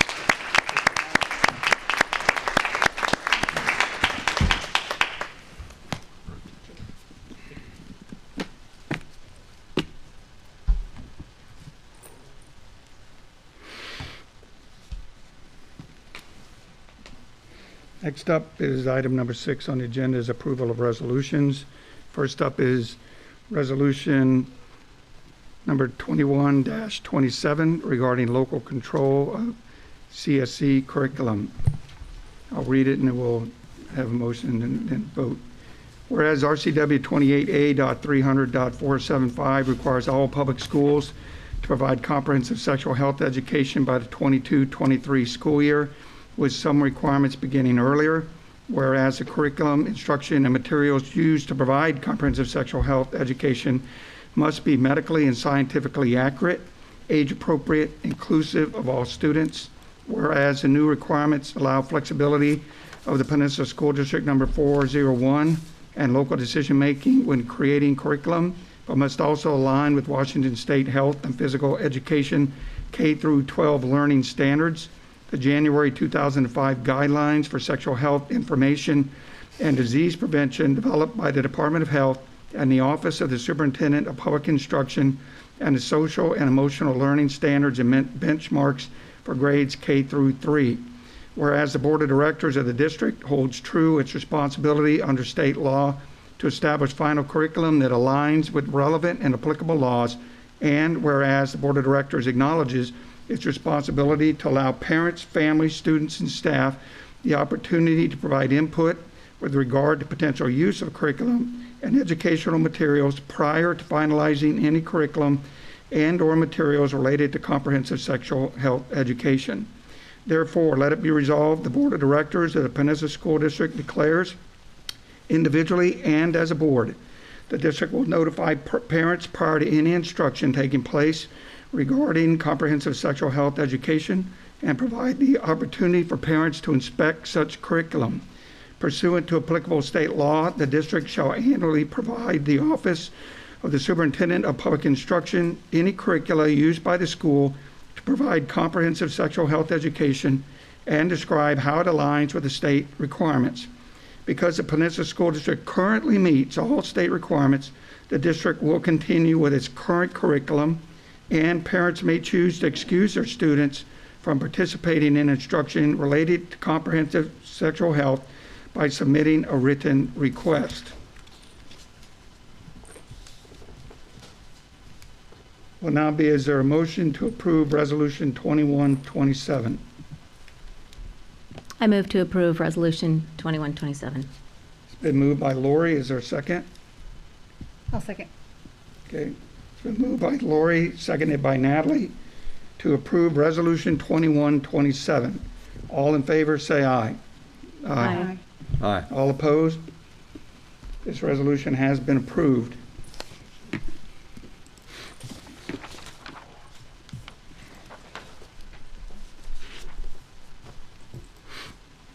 Next up is approval of Resolution 2128 regarding state mandated training for staff and school board. Whereas the Washington Legislature passed Senate Bill 5044 in 2021, which requires all school staff and school directors to participate in professional learning concerning equity, cultural competency, and dismantling institutional racism in the public school system. Whereas Senate Bill 5044 does not contain requirements relating to instruction for students, nor does it define or mention critical race theory. Therefore, it is not under this board's purview to evaluate or enact policies based on the term. Whereas the Board of Directors of Peninsula School District Number 401, the district, takes its obligations and responsibilities to abide by applicable laws relating to professional training seriously and will uphold the legal requirements set forth within that bill. Whereas the Board of Directors acknowledges the various community reactions in responses to the passage of Senate Bill 5044, therefore be it resolved that the Board of Directors of the Peninsula School District declare the following. The district has been devoted to fostering an environment that is inclusive and continuously works to model and create an environment free of discrimination. All students, teachers, and support staff are equal as individuals, and no one race, gender, ethnicity, or religion is superior or inferior as it relates to another, and no student, teacher, or support staff member should be taught that they are an oppressor or victim based on their race. Pursuant to Board Policy 3210, any form of discrimination with regard to race, religion, creed, color, national origin, age, honorably discharged veteran or military status, sex, sexual orientation, gender expression or identity, marital status, the presence of any sensory, mental, or physical disability, or the use of a trained dog guide or a service animal by a person with a disability is strictly prohibited. All training and instructional materials used to train staff pursuant to Senate Bill 5044 will be consistent with all applicable requirements of the law and will reinforce the district's declaration in Board Policy 3210. There will be no additional or modified student curriculum, including critical race theory or instruction in response to Senate Bill 5044, as it does not mention or require additional instruction for students. The district will continue to teach a complete and accurate history that is inclusive and without bias. Can I get a motion to approve Resolution 2128? I move to approve Resolution 2128. It's been moved by Natalie. Is there a second? I'll second it. It's been seconded by Deb. It's been moved by Natalie, seconded by Deb to approve Resolution 2128. All in favor say aye. Aye. All opposed? It's been approved 5-0. Okay. Moving on to 7 on the agenda, community comments. Tonight we'll take public comment. The board recognizes the value of public comment on issues related to business, the district business. In order to permit fair and orderly expression of such comment, the board provides time for public comment during each regular monthly board business meeting. As a matter of practice, the board will not respond to comments or engage in dialogue at the meeting. Most issues require that the board review all available information before making a statement. The president may request the superintendent delegate the response to the appropriate PSD staff member. We appreciate your understanding and cooperation. Prior notice has been communicated to the public on how to register to speak. All commenters will be allowed one at a time to speak to the school board for up to 3 minutes each. Board Policy 1430 states in part, the president may exercise discretion to interrupt or terminate an individual statement when it is too lengthy, personally directed, abusive, obscene, or irrelevant. So, Tanya, how are we doing the time? Still on timer? So I have a list of, or a stack of cards in the order that they were received by Tanya. So I will read your name, and please come to the podium and remember to speak into the mic so we can all hear you. First up is Joy Stanford.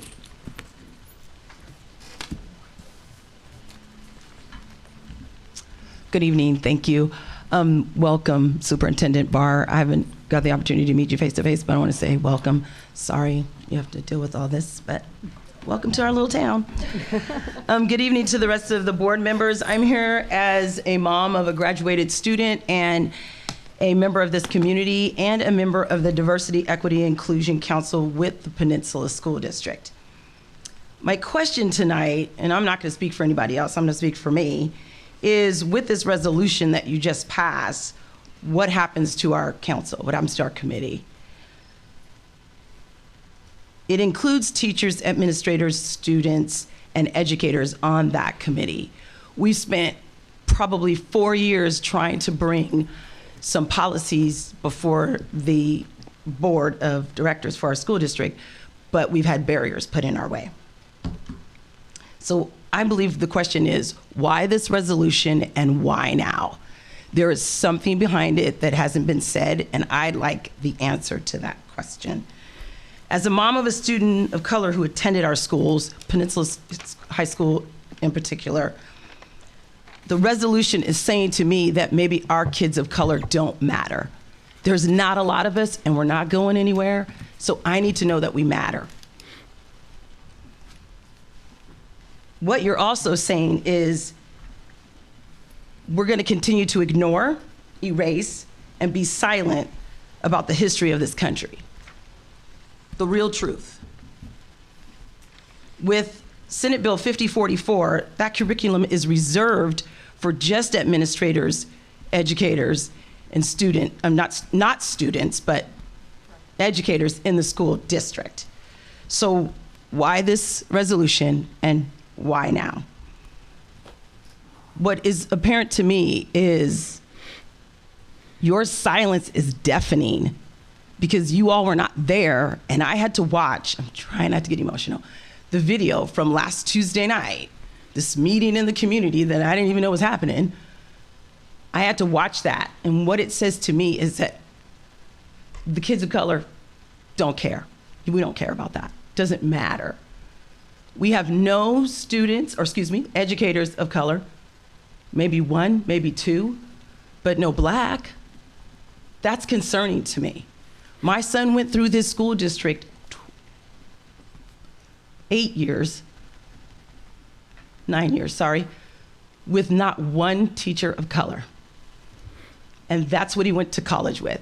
And the day he got a teacher of color in college, he called me and said, "Oh my God, I love this teacher."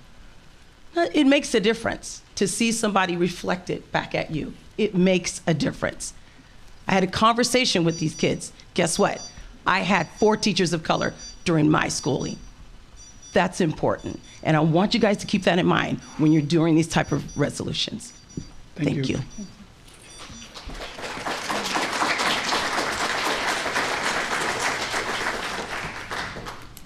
Next up, we have Twyla Slind, if I missed Slind. Slind? Thank you. Well, I guess I thought you were going to listen to people before you decided to ban something from our schools or an idea. So I don't know if what I'm going to say is really, I was going to try and talk to you about the importance of having equity, diversity, and inclusion, and anti-racism. Let me just tell you a story. When I was a young mother, a long time ago, my 5-year-old son was playing with a Jewish boy. Christmas was coming, and my son said, "We're getting a Christmas tree and presents, and it will be Jesus' birthday." His friend said, "We don't believe in Jesus." And my son pushed him down. I couldn't believe it. I knew that my son rarely hit or pushed, and I had never thought and never taught him to dislike someone who didn't share his beliefs.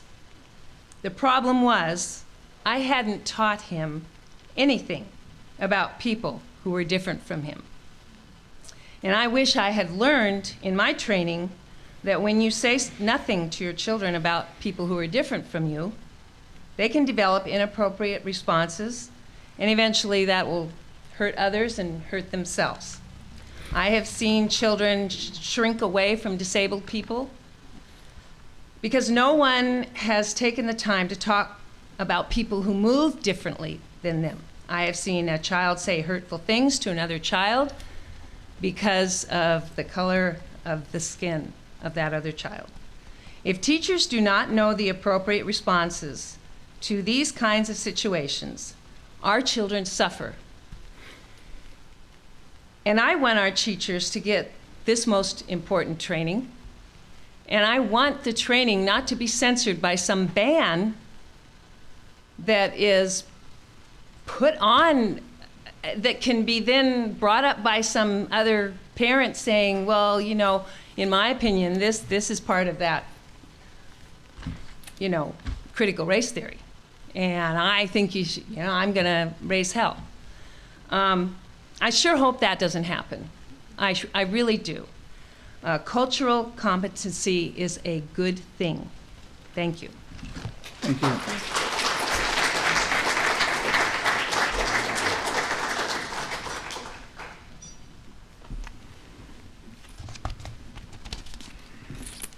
Next up, we have Lisa Marcus.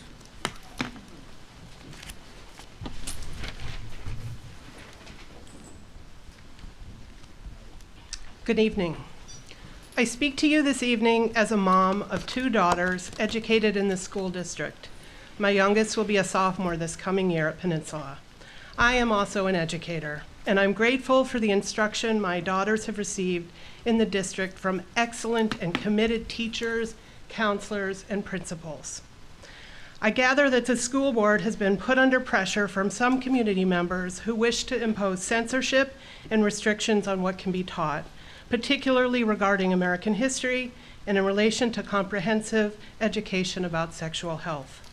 I appreciate that the board has put forth 2 resolutions responding to demands made by the censorious pressure groups, and that these resolutions affirm the district's commitment to diversity, equity, and inclusion, and to comprehensive sexual health education. I ask that the board not cave to these special interest groups. I and many who are here tonight are also part of this Peninsula community, and we don't want to be silenced or railroaded by the radicals who have fallen for a manufactured campaign against a theory that isn't even taught in our schools. Students should be able to learn about our history, the good, the bad, and the ugly. They should not be censored from knowledge of the past. We cannot agree to their agenda to create future citizens who do not know the history of our country. I teach Holocaust studies at a local university. What if German citizens decided that continuing to teach about the Holocaust was divisive and a roadblock to national pride? What if they decided that studying the Holocaust would make the current generation feel guilty? That it was time to stop remembering what happened on their soil and in their communities? What if instead of never again, they decided to say, never talk about it again? I would venture to say that almost everyone in this room would agree that this would be unacceptable and dangerous. Those who wish to censor our history, our books, our curricula, would place us on a slippery slope toward a dangerous kind of national amnesia. Our kids need to know the past, they need access to diverse perspectives, and their teachers need training to educate them with sensitivity and compassion. Thank you.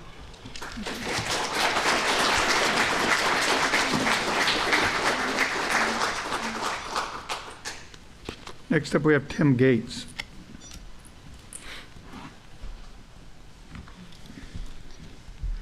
Hello, my name is Tim Gates and I grew up in Gig Harbor. Although I left for many years, I came back here to raise my children when they were in 2nd and 4th grade, and I'm here with my wife, Amy.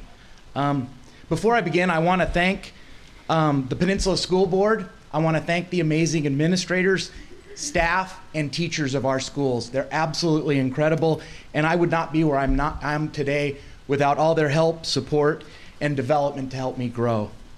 I grew up with my 5 siblings here in Gig Harbor. We moved here when I was 2. 3 of my siblings went to Peninsula, and 3 of us went to Gig Harbor. We were here during the time when that school was built. And I attended Harbor Heights, Goodman, and graduated from Gig Harbor in 1986. My daughters went to Voyager, Kopachuk, and Gig Harbor High School, and they are now well on their way based on the great education we got here. After school, I left Gig Harbor and went to University of Washington, got my degree in business administration.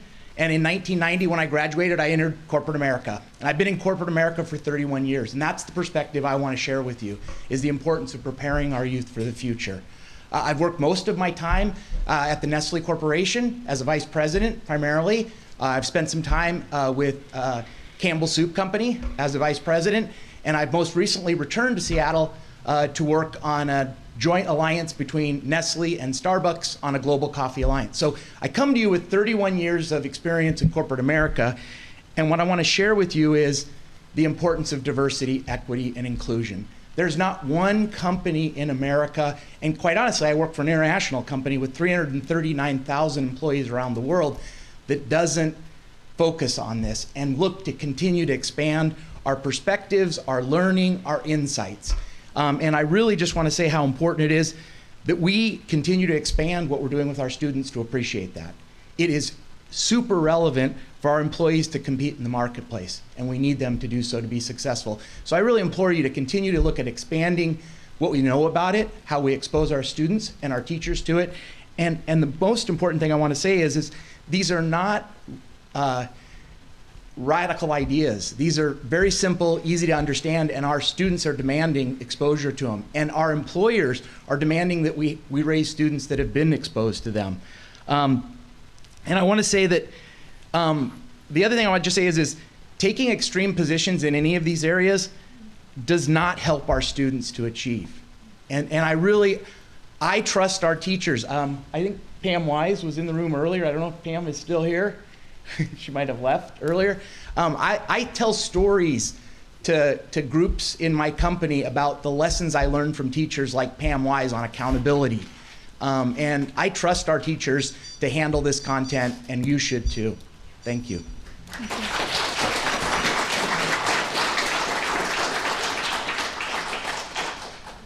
Next up is Ben Pinio.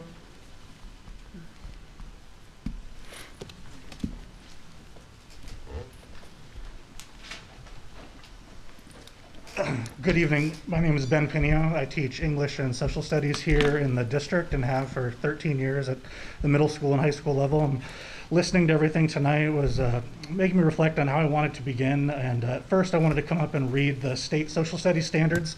There's been so many discussions about critical race theory that don't even get into what are we actually teaching right now in our classrooms. And we have tremendous educators in this district who are all following the law, following board policies, following the expectations that our principals set out or evaluated every year, and are doing amazing work. And I was thinking about our students as we teach them civics education so they can graduate and become well-rounded, well-educated voting participants in our democracy once they turn 18. And it would be hard to teach them the civics behind this tonight because the resolution that we heard tonight, 21-28 about critical race theory, we heard about it first at a forum last week, and then we got the board agenda 2 days ago. We were able to see the resolution yesterday, and then we didn't get to discuss it tonight before it was voted on. And so I'm having trouble understanding the civic process behind that. I'm sure that's the way the board operates, but I think there's a lot of people in the community who probably don't agree that's the best way to handle a controversial resolution. But I also wanted to start tonight just talking about love and empathy. When I attend a movie at the Grand in Tacoma, there's a placard that comes, a screen that comes before the movie that says we are on Native Indigenous tribal lands, and thanks and honors the Nisqually people, thanks and honors the Suquamish people. We're at our elementary school here tonight named Swiftwater in that honor, and here we are talking about a resolution laying out what we do and don't teach in our district. And there was a very offensive comment made at that community forum last week about basket weaving, just terrible, racist, offensive across the board. And they wanted to prioritize the teaching of Abraham Lincoln over basket weaving. and as if that is what Native Indigenous teaching in our Washington State History's curriculum, our state social studies curriculum comes down to. And it's also not a binary. We don't have to choose one or the other. We teach both. And we teach how the Iroquois Confederacy led our 13 colonies and our founding fathers to decide that we were going to have a confederacy of independent states inspired by that Iroquois model. I had a lot more I wanted to say tonight, but I want to just focus on love and empathy for our BIPOC community of students and families, and the decisions that you all make and that we make as a district send messages about our values and our beliefs to those students and to those families. And to say we are going to have a state-sponsored training on diversity and inclusion under Senate Bill 5044. But tonight's resolution 2128.5 says that nothing from that training is going to be taught. Why are we doing professional development for our teachers about diversity, inclusion, and equity if we don't want to then inspire students to see those same ideas in our own community? Well, thank you for your time.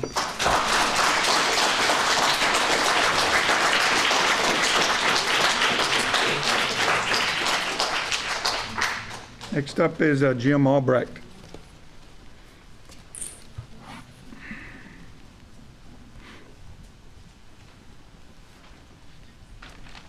Good evening. I speak also as a parent and an educator. In many ways, there were many things about the resolution that I could support because it affirms that the district will fulfill its legal obligations to administer the diversity and inclusion training for teachers required by SB 5044, that the district is committed to creating a learning environment that is inclusive and free of discrimination, that SB 5044, which is about teacher training and not curriculum, although I totally agree with the point just made, has nothing to do with critical race theory. In my view, the recent controversy over CRT is completely fabricated, a false issue that's meant to be divisive. And lastly, that the district remains committed to, quote, teaching a complete and accurate history that is inclusive and without bias. These are common sense positions, and to the extent that the resolution affirms them, I could support that resolution. My concerns are, as has been mentioned, about why this resolution is being brought at all. Parts of the resolution seem intended to mollify the misguided view that teaching diversity and inclusion, or teaching about the history of racial injustice in the United States, is divisive.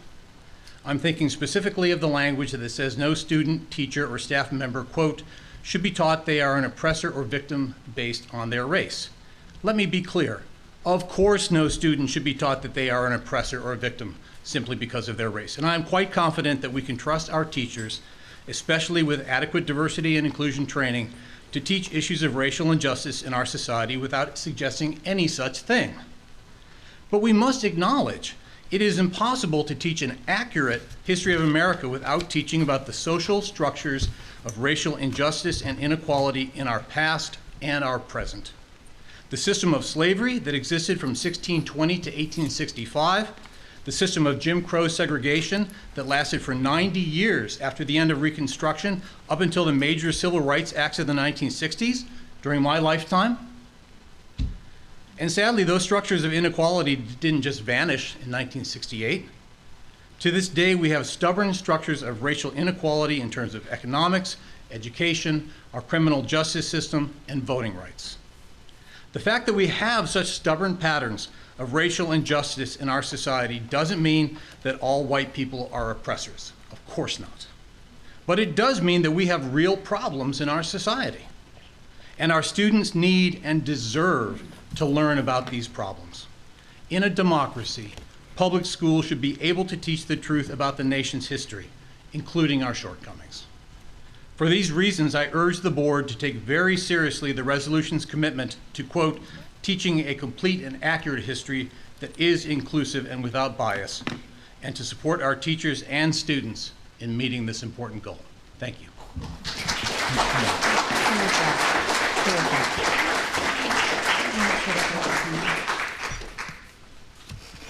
Molly Monahan Krishman. I'd like to be put to the end if I could and just listen. I think that my comments are going to be changed a little bit, just given some of the... Okay. Jessica Kowalski or Kowalski.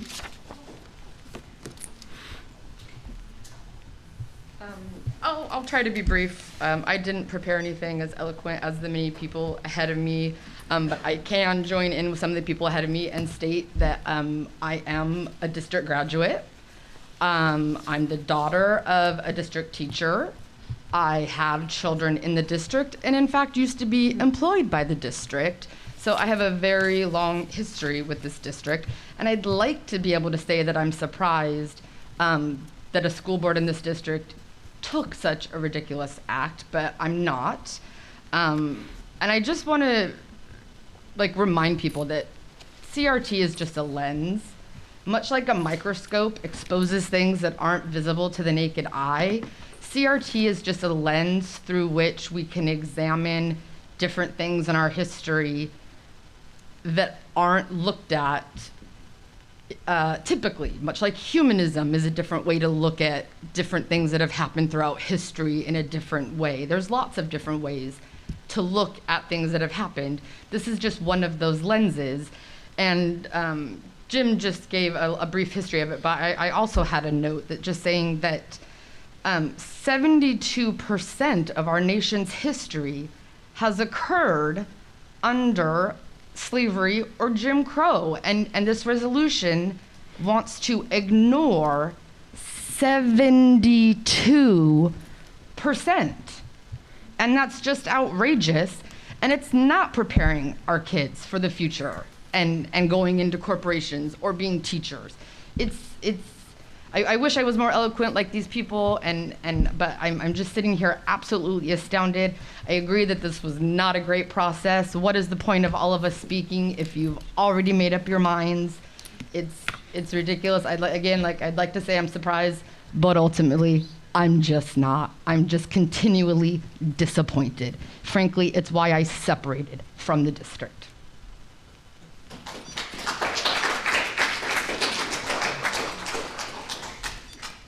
Next up, Jill Neumeister.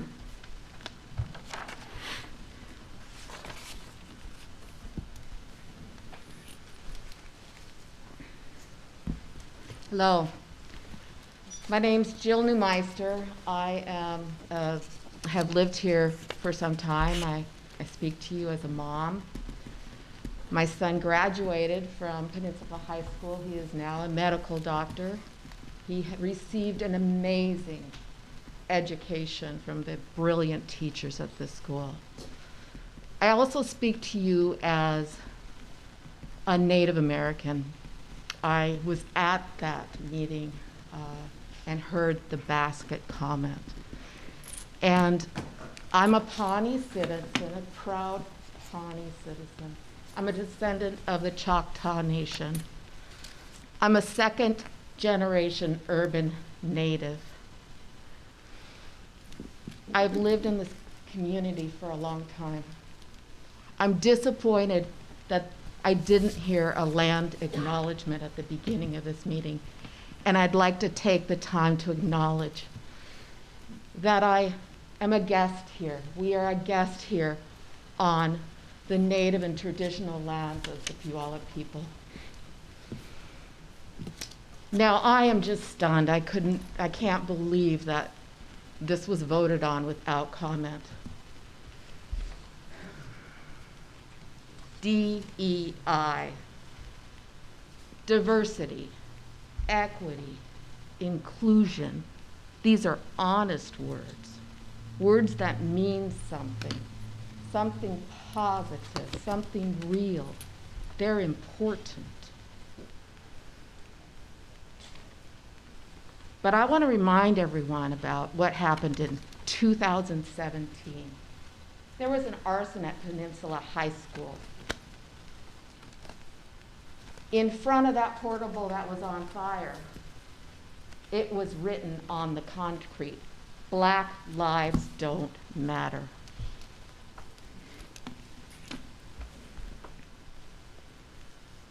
I want us to be clear. Racists are not accidentally blending the meaning of CRT with general American history or DEI. They're using it as a dog whistle to galvanize support against public schools. and an educated citizenry.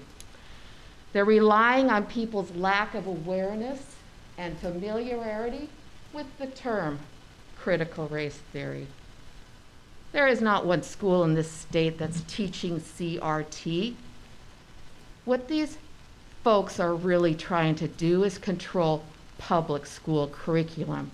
They're trying to dumb down the voting public. They're just taking all the bigoted grievances, such as the teaching of Black history, massacres, Thank you. Indigenous history, genocide, Asian American history, internment camps, LGBT rights, into one lump and calling it bad. Bad, bad CRT. Thank you, Jill. I have news for you. You fake CRT flag wavers, it won't work. Thank you, Jill.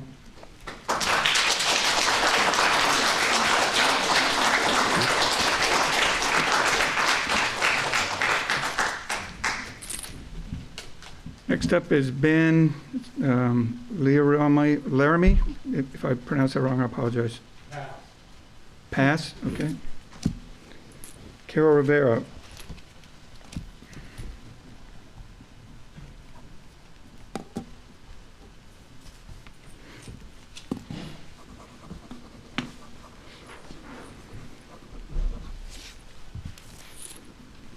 First, before I start, I just wanted to welcome Superintendent Barr at our first official school board meeting. I wanted to start my comments tonight by referencing Article 9, Section 1 of the Washington State Constitution. It is the paramount duty of the state to make ample provision for the education of all children residing within its borders, without distinction or preference, account of race, color, caste, or sex.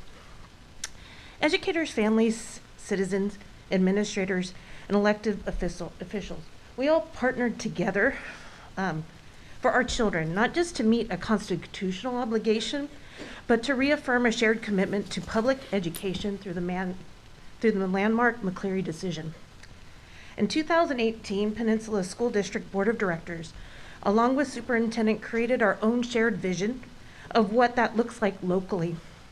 It's called the Peninsula Promise, and it states, "We as a Peninsula community make a collective promise to our children to empower every child to discover and develop a passion for learning and achieve a fulfilling and productive life. In our schools, every student is cared for and respected. All students are exceptional in their own ways and will develop through the widest range of educational options. All students will be confident, passionate, lifelong learners, prepared for success in life, having experienced success in our schools. We believe that our children are unique and diverse, learn at high levels, thrive in an environment of caring and connectedness, possess a sense of wonder and curiosity. Our staff are uniquely talented to meet the needs of every child, serve with compassion, advance student excellence and attainment, learn and grow professionally. Our schools provide a variety of supports to serve the whole child, every part of them. Model collaborative environments, have a clear and shared focus, innovate by creating new and better opportunities. Our district ensures a variety of programs and options for students and staff. We hold high expectations with the highest levels of support, demonstrate leadership and vision and courage. Our community partners with our schools to provide a broad opportunity for learning, supporting students and staff, celebrating the success of our children. That promise also comes with an action plan and 5 goals developed by the superintendent with the full knowledge of the school board. It's number 1, to optimize learning and teaching preschool through 12th grade through rigorous engagement and culturally responsive opportunities which reflect the whole child. We ensure effective, high-performing staff across all aspects, employ innovative and effective resource management, student learning, engage stakeholders in that process, and provide a physically and emotionally safe and secure learning environment for students and staff. We all have a shared responsibility to create and foster an inclusive and accessible public education system that puts students on a trajectory for the future, filled with opportunity and success. This is the promise Peninsula School District made, and it should remain our shared purpose in our schools. Thank you.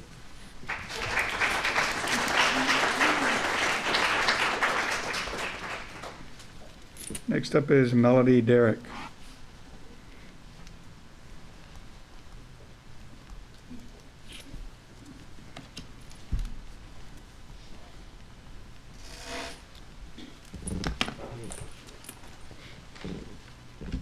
Thank you, School Board, for allowing us an opportunity to speak. I'm kind of embarrassed that even though my daughter is going to graduate next year, I haven't been to any school board meetings before tonight. I work full-time. I've worked in commercial construction for 25 years. I've driven to Seattle almost every single day, so you know how that goes.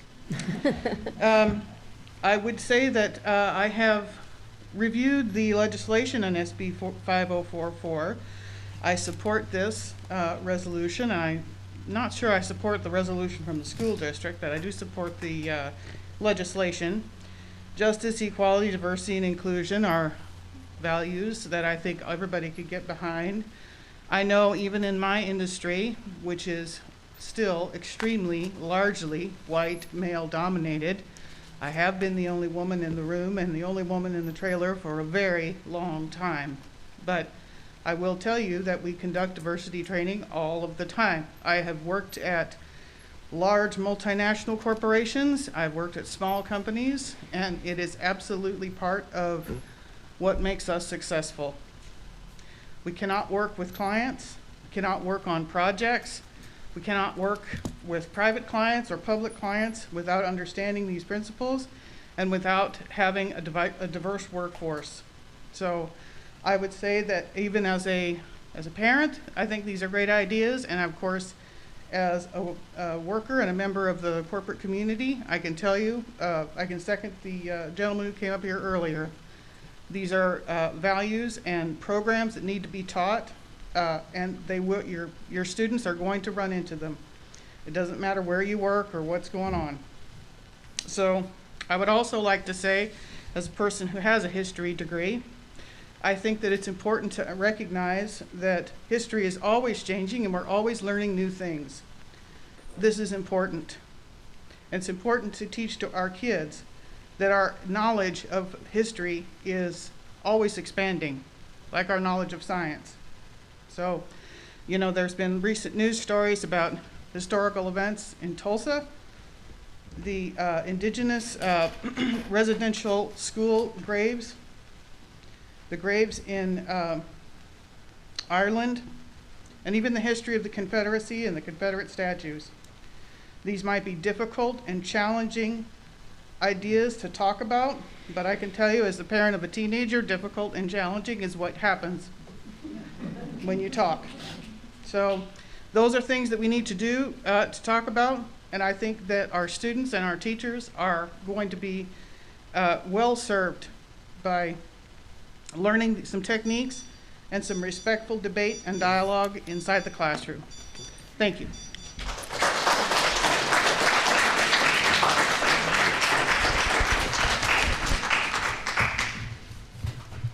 Next up is Grace Derricks. Did I already say? Grace Derricks.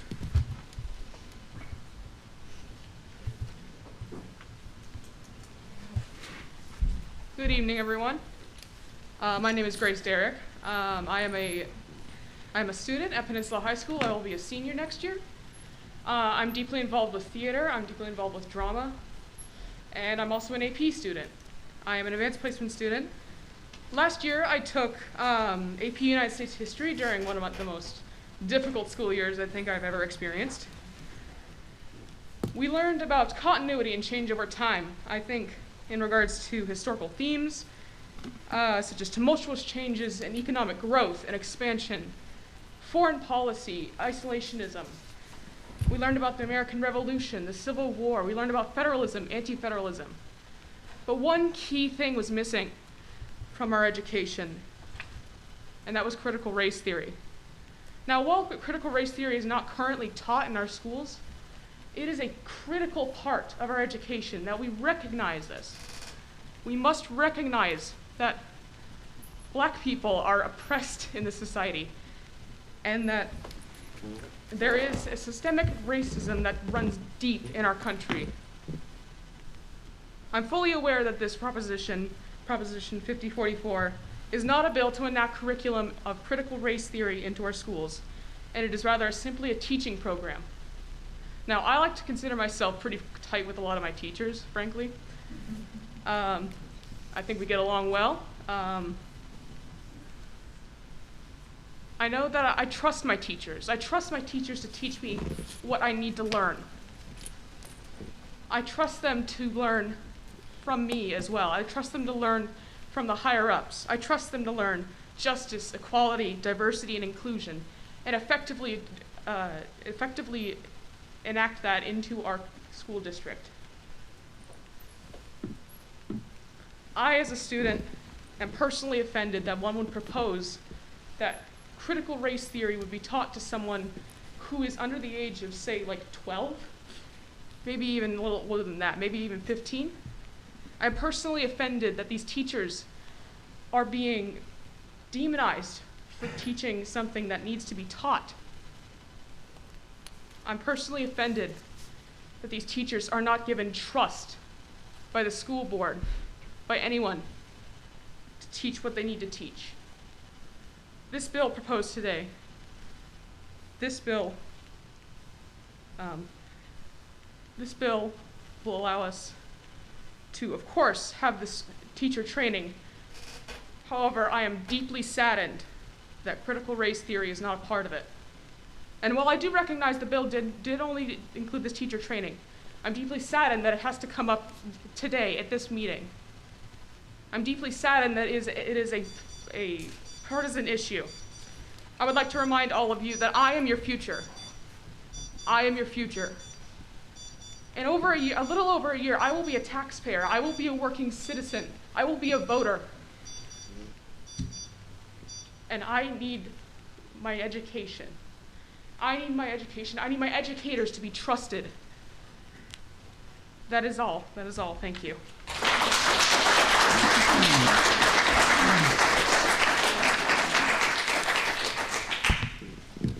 Next up is Karen Anderson.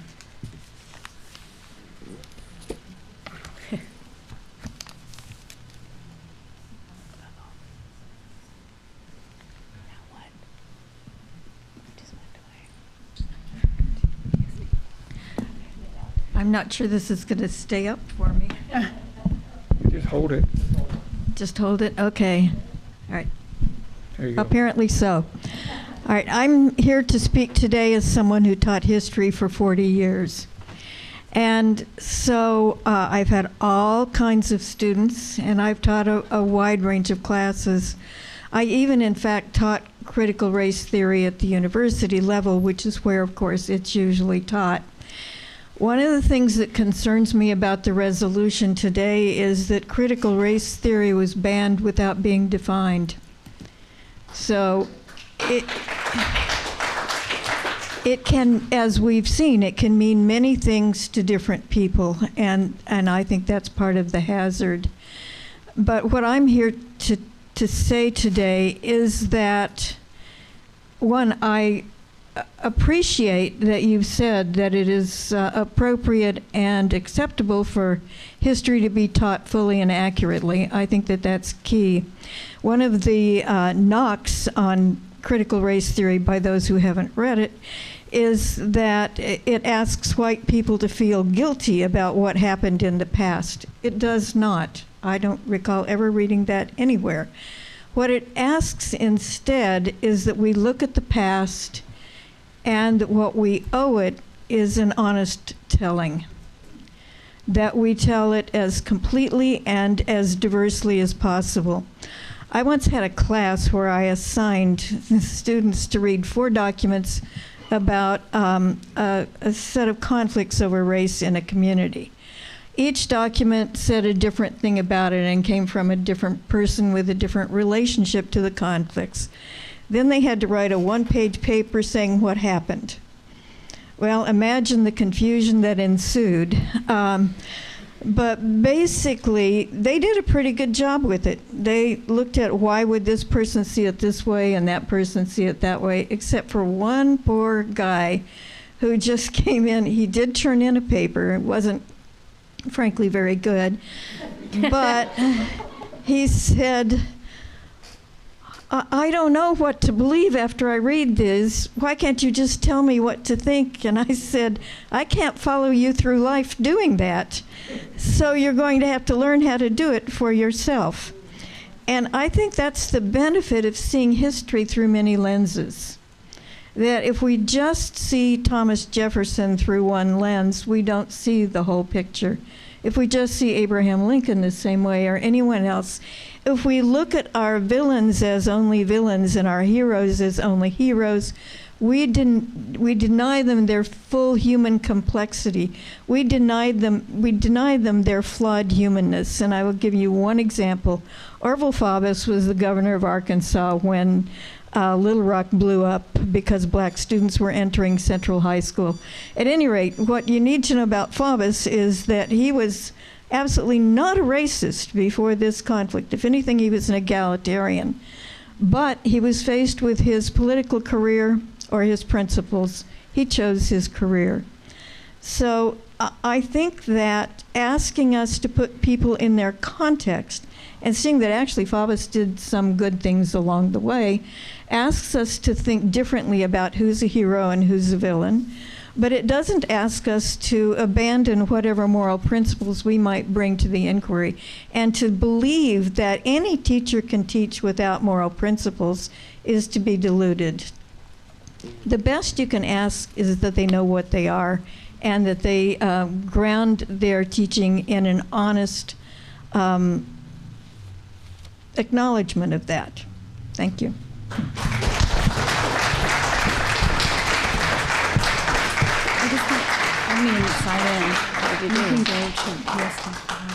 Next up is Sarah Garriott.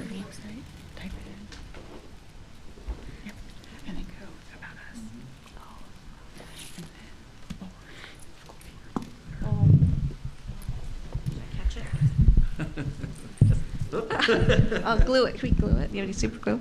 All right. Good evening. My name is Sarah Garriott, and welcome, Superintendent Barr. We've been looking forward to your arrival, so we're glad that you're here this evening. Thank you. I am actually really thrilled to be here this evening because I have never seen this many people at a board meeting before, and I wish that we could do this more often, frankly, and it wouldn't be such a formal occasion because I have loved hearing all of your diverse voices. I have loved hearing our different opinions instead of seeing names on a social media thing that I don't know who they are, and it has given me a bit of your humanity, and I hope that you can feel mine. Because all of us here come with very different ideas and futures, but we are all human, and we are part of this community.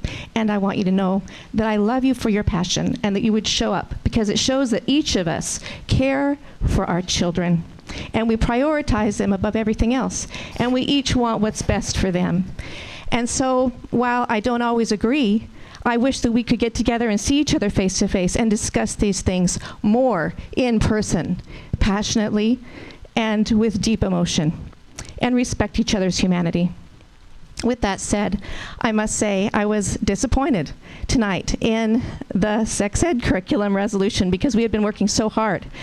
And I think, for example, the 2-week notice before sex ed is taught, I was disappointed to hear that that wasn't on the resolution. Why are we trying? We're not trying to cancel sex ed. I had a foster mother. Where did that come from? We had a foster mother who came to me and said, I have a sexually traumatized child. Sometimes my children come to me during the school year. And if they've announced that they're going to teach sex ed at the beginning of the year, and then they have it randomly, and I missed that appointment, my child ends up in that class. I didn't get the notice, and now this child has to deal with that trauma over again. So some of these reasons that we're trying to restrict sex ed to sex ed and not have it integrated into other subjects come from a deep place of common humanity. It's not because we're against sex ed or that we're prudes, but because we also care so deeply about these children. And this is something that I really hope that you will reconsider, that we don't integrate into these other classes, because these children need to have this protection for a true opt-out. They need to have a safe place. They need to be able to know that they can go to school and that sex ed will stay in sex ed, and the parents, especially these kids who have this sexual trauma, will know that that is safe for them. We hope that you will reconsider. We're really a little bit disappointed. We worked so hard to get that petition, all 610 signatures, 23,653 people who voted in the majority in this district to reject comprehensive sex ed methodology being mandated from the state. Not that we didn't want sex ed. Of course, that was never what the vote was about. It was never about whether we were going to teach abuse or not. That wasn't what it was about. It was about whether or not the state would be able to mandate a methodology upon which each curriculum would have to be based, and not be able to keep that within local control. So please, I hope you'll reconsider, that we can talk some more. Thank you very much.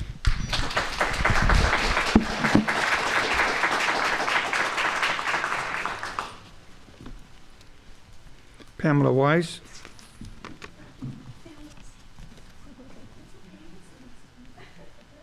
Pamela Weiss. Okay. Father Seraphim.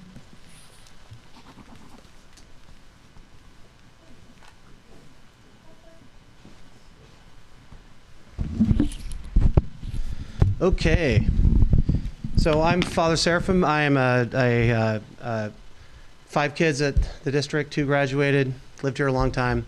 So actually, there's a lot of things it didn't go quite the flow of things that I was expecting. So I actually have a slightly different tack that I was going to offer. So if I can use my time however I like, what I'd like to do is just take 15 seconds and just be silent and ask everybody to just get in their heart and be at, just find a little bit of peace. I'm not here in any opinion. I'm just here because I'm a community member and I see a threat to peace in the community, and I just want peace. And I want everyone to be able to function in a way. So I think a lot of emotions, and you guys are taking so much. Welcome to Gig Harbor, Superintendent. And I want to affirm that you guys are stepping into a role that you don't have to, and you're the target of stuff, and you're also celebrated for stuff depending on whose opinion's being expressed right now. But I just want to thank you guys for stepping up. Whether I'm agreeing with you or not is not the issue. So I just want to take 15 seconds to just be quiet and to just get down into the heart, and we'll be heart-centered people for a minute.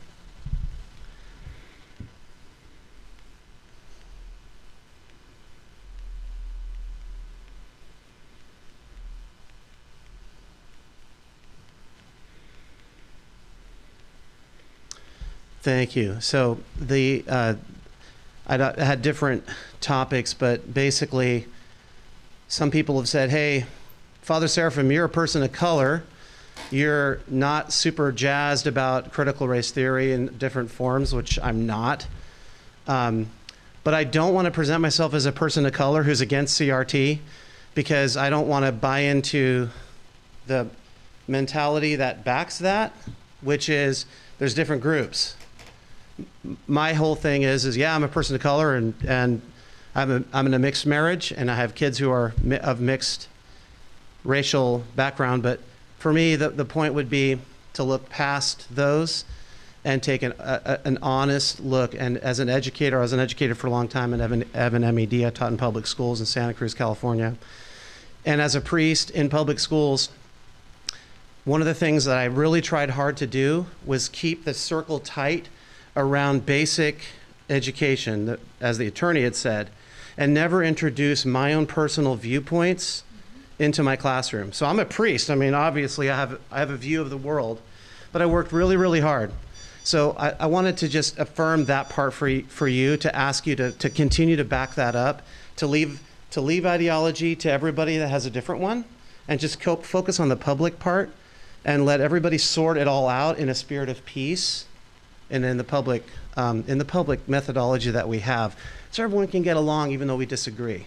And that's what I'm hoping, that everyone will be cool.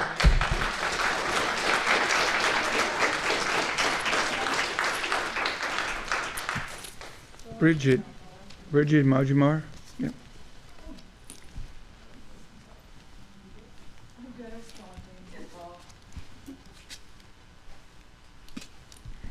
Significantly shorter than my dad over there. Good evening, my name is Bridget Majmadar. I am that guy's kid. I graduated from Gig Harbor High School in 2016. I had an absolutely wonderful experience. I was at Goodman Middle School from 7th grade up. I was a child of color, sort of. I was half and half, which is even potentially a more odd place to be as a child. I came in to Goodman Middle School as a 7th grader, and I was a little browner than most of the people around me. And I'm here to tell you that I graduated in 2016 from Gig Harbor High School, having had 6 years of unbelievably fantastic teachers, most of whom I probably would politically disagree with. I had a huge circle of wonderfully inclusive friends. I knew administrators, I knew attorneys in the area. I had so much community engagement, and not one person ever made me feel less than for the color of my skin, ever. But to boot, I was also given a very, very well-rounded education. I came from an objectively pretty blue area and ended up going to Hillsdale College, where I graduated in 2020, a pretty well-known conservative school. And I got the whole spectrum. And I've never once regretted that. In fact, I am unbelievably thankful that I got to walk into the halls of Hillsdale College, one of the 2 schools in the nation to have a commencement my year. I was able to walk into the schools of Hillsdale College with a well-rounded education from Gig Harbor High School. I was able to walk in there with conservative parents and liberal friends and show up to college and think my own thoughts and be respected for thinking my own thoughts. And that was made possible by advanced curriculum at Gig Harbor High School. I was an AP student as well as an honors student. And I was able to think critically about the conservative ideas that I was getting from Hillsdale College. And I was able to look back and think critically about the ideas that I got from Gig Harbor High School. I learned about critical race theory at Gig Harbor High School. I learned it. In fact, I debated with it. I immersed myself in it to such a degree that I could literally argue with people about it and win trophies. Right? It was taught to me, not because somebody mandated that it was taught to me, but because I was in a sport. That was a way that I could see the world. And I thought, okay, I have a good enough basis from the people around me, from my parents and from my teachers, that I can embrace an idea, look at an idea, and yet still emerge my own critical thinker. I think we run the danger here of distrusting our teachers, but almost more importantly, distrusting our students with what they can handle and what they cannot.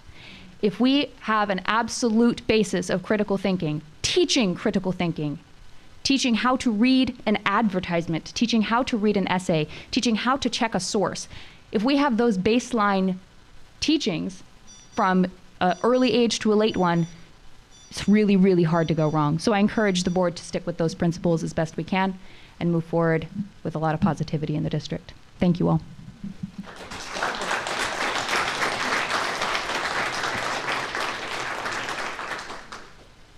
Molly.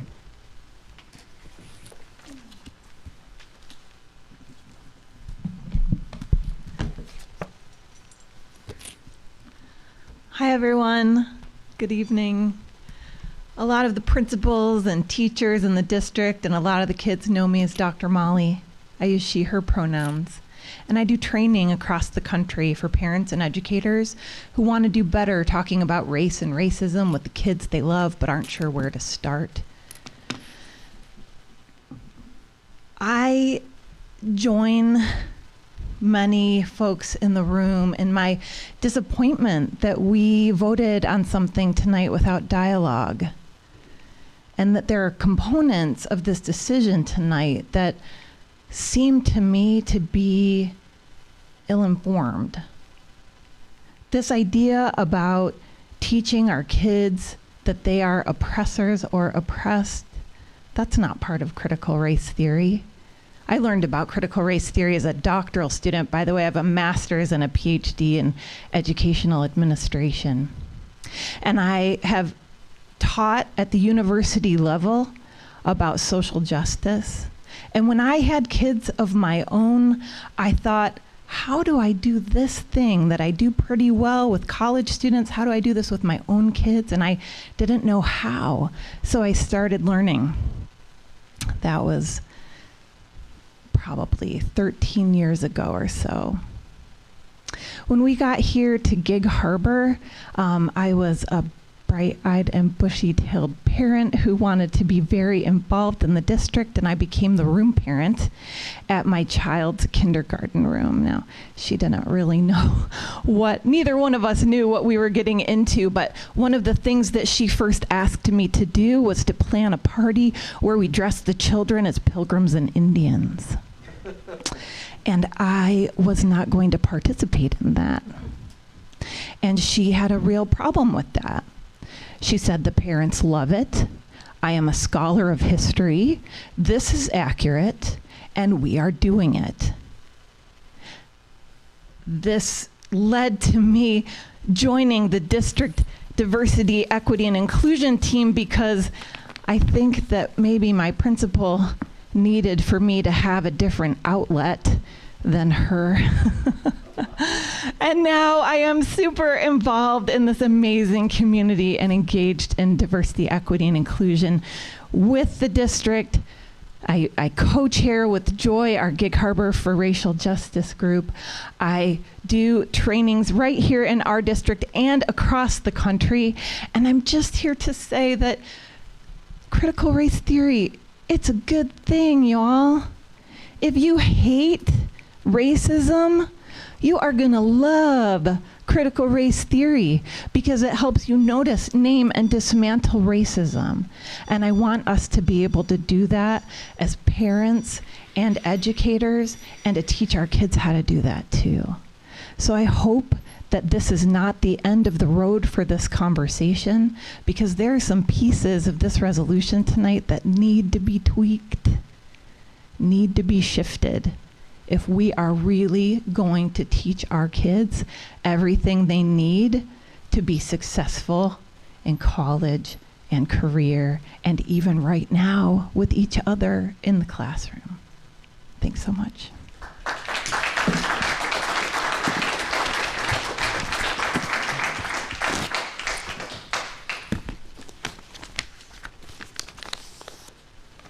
Thank you. One more. Okay. Next up, we'll have Section 8, District Reports. We have a report from the Chief Financial Officer, Karen Anderson.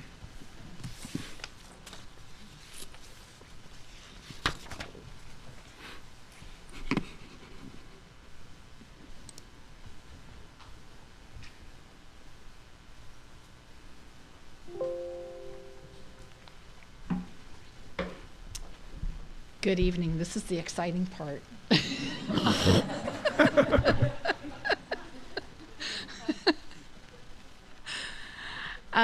Tonight, we are prepping to adopt budgets. We will be adopting budgets in August. But tonight we're going to bring you the other funds. So we have 5 funds total in the district. The largest being the general fund, which is our day-to-day operations. But tonight we're going to bring you the other fund budgets, which are the capital projects fund, the debt service fund, the associated student body fund, and the transportation vehicle fund. And these are, and so proceed. Where did I point? Okay. So we're going to start with the Capital Projects Fund. Our Capital Projects Fund, our major revenue sources are, see, I empty the room every time.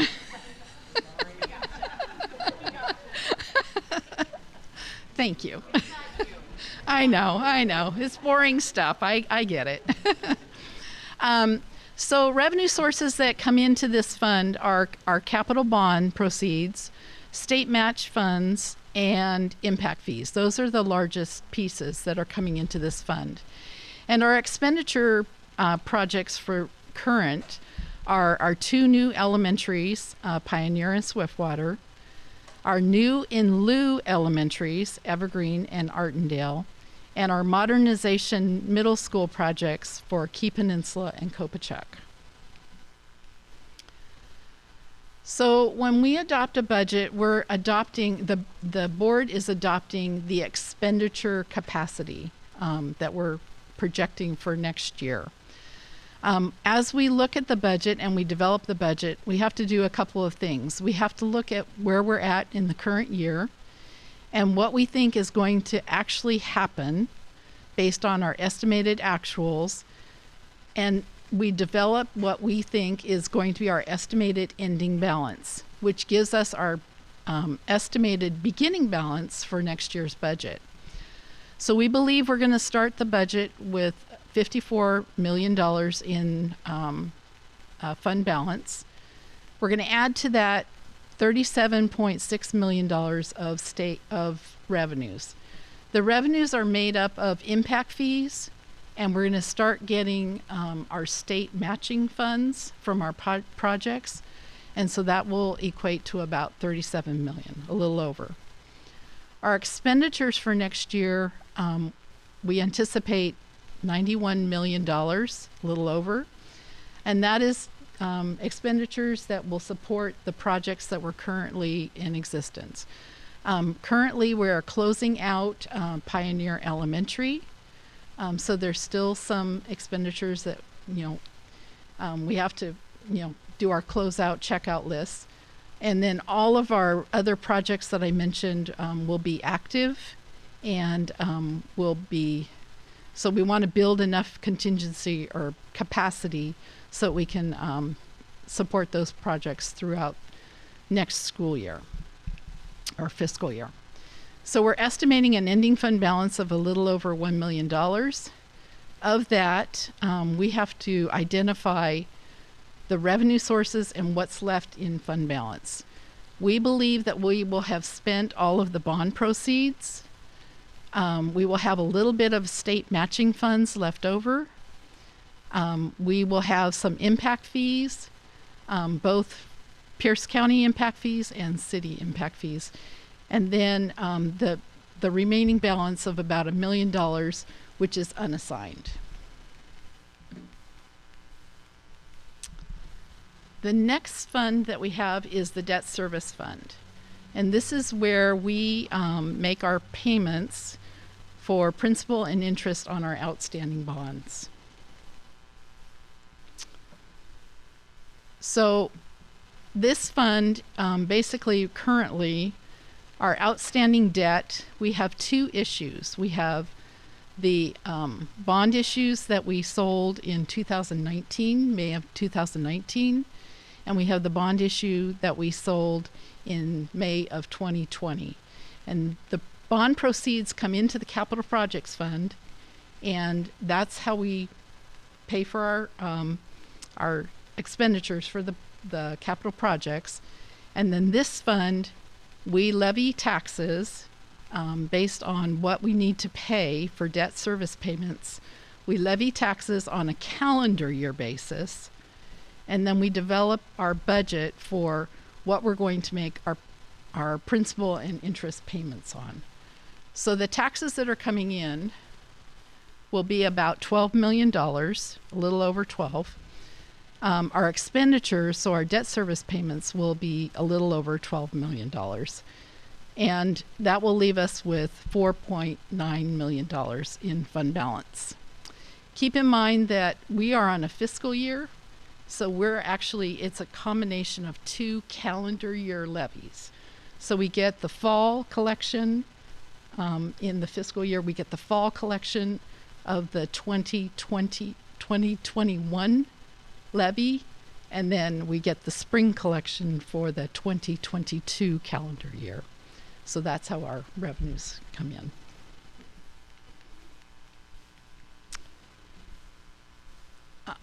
The next fund that we're going to talk about is the Associated Student Body Fund. This is for all of our student bodies that have student run government activities. That is basically everything about students. The majority of the activity in this fund is mainly our secondary schools.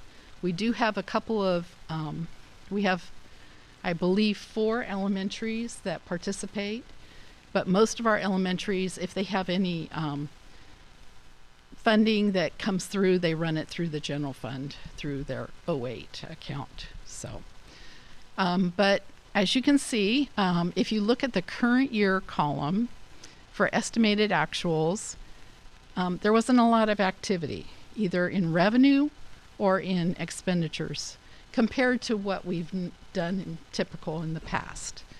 And the reason why is because of the year that we had. But our student bodies were very enthusiastic. They found ways to operate. They found ways to come together as an organization, and they each were able to adopt a budget for next year. High hopes that everything is going to be very similar to what has happened in the previous years, and that we won't be faced with a lot of cancellations or not being able to run Tide Fest or Winterfest. So the budgets for next year are very, very typical of what's happened in previous years. So, yes.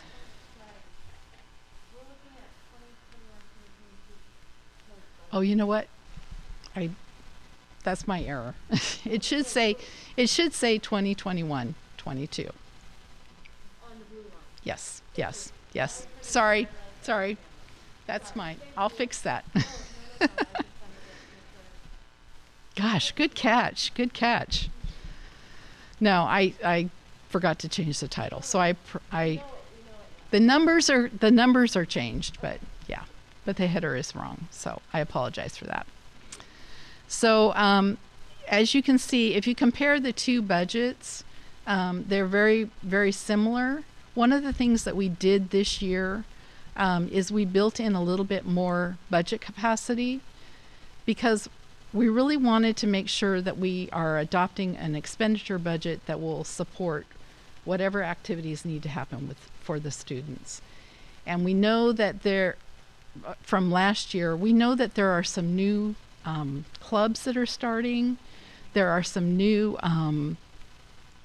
we have the Global Virtual Academy starting.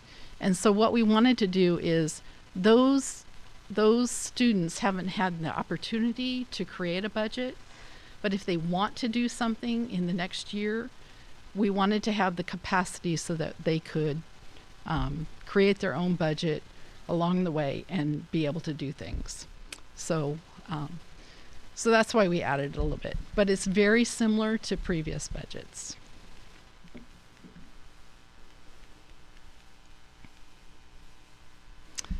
The last fund is the Transportation Vehicle Fund.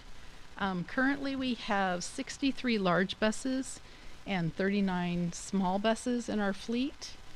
They are all up to date. And we have a current, all of our buses that are on the front line are all on depreciation. So for next year's budget, we're estimating that we're going to start with about $845,000. Keep in mind that our apportionment or our depreciation funding that we get for this fund, we get it at the end of the fiscal year. So we get it on August 31st. So whatever we spend what we received in the prior year, and we won't get anything more until August 31st of the next year. So something is happening this year. We have 12 large buses that are going to go off depreciation.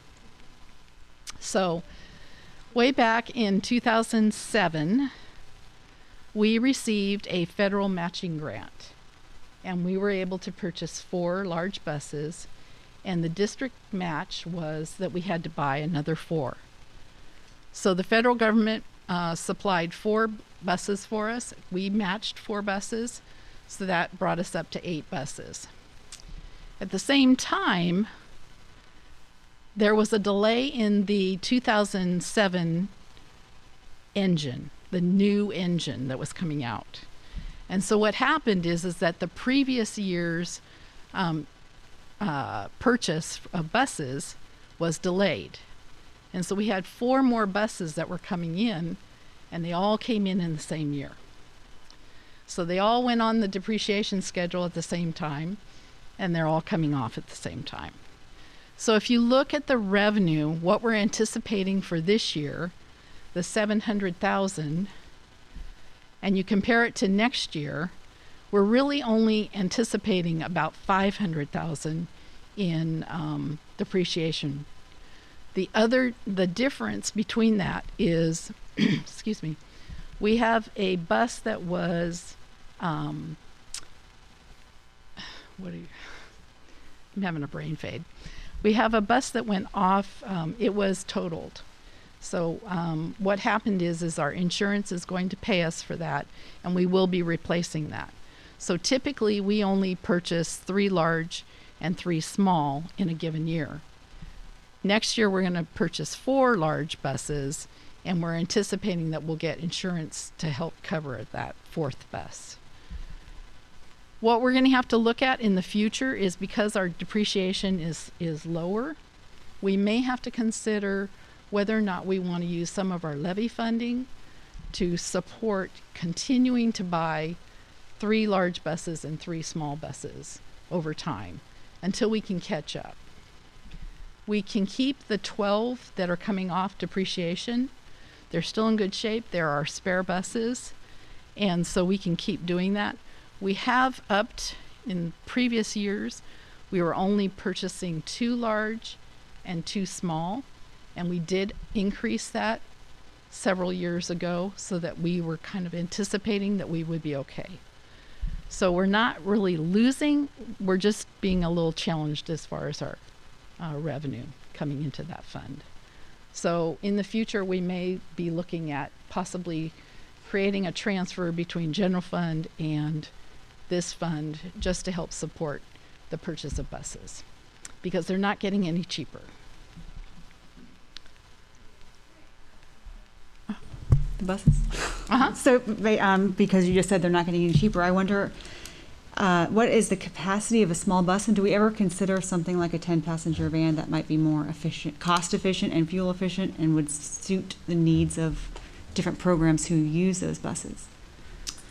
We've looked at it. I think a lot of it is we have several small buses, and where we can, we do use them for, we're using them for the smaller ECAP students.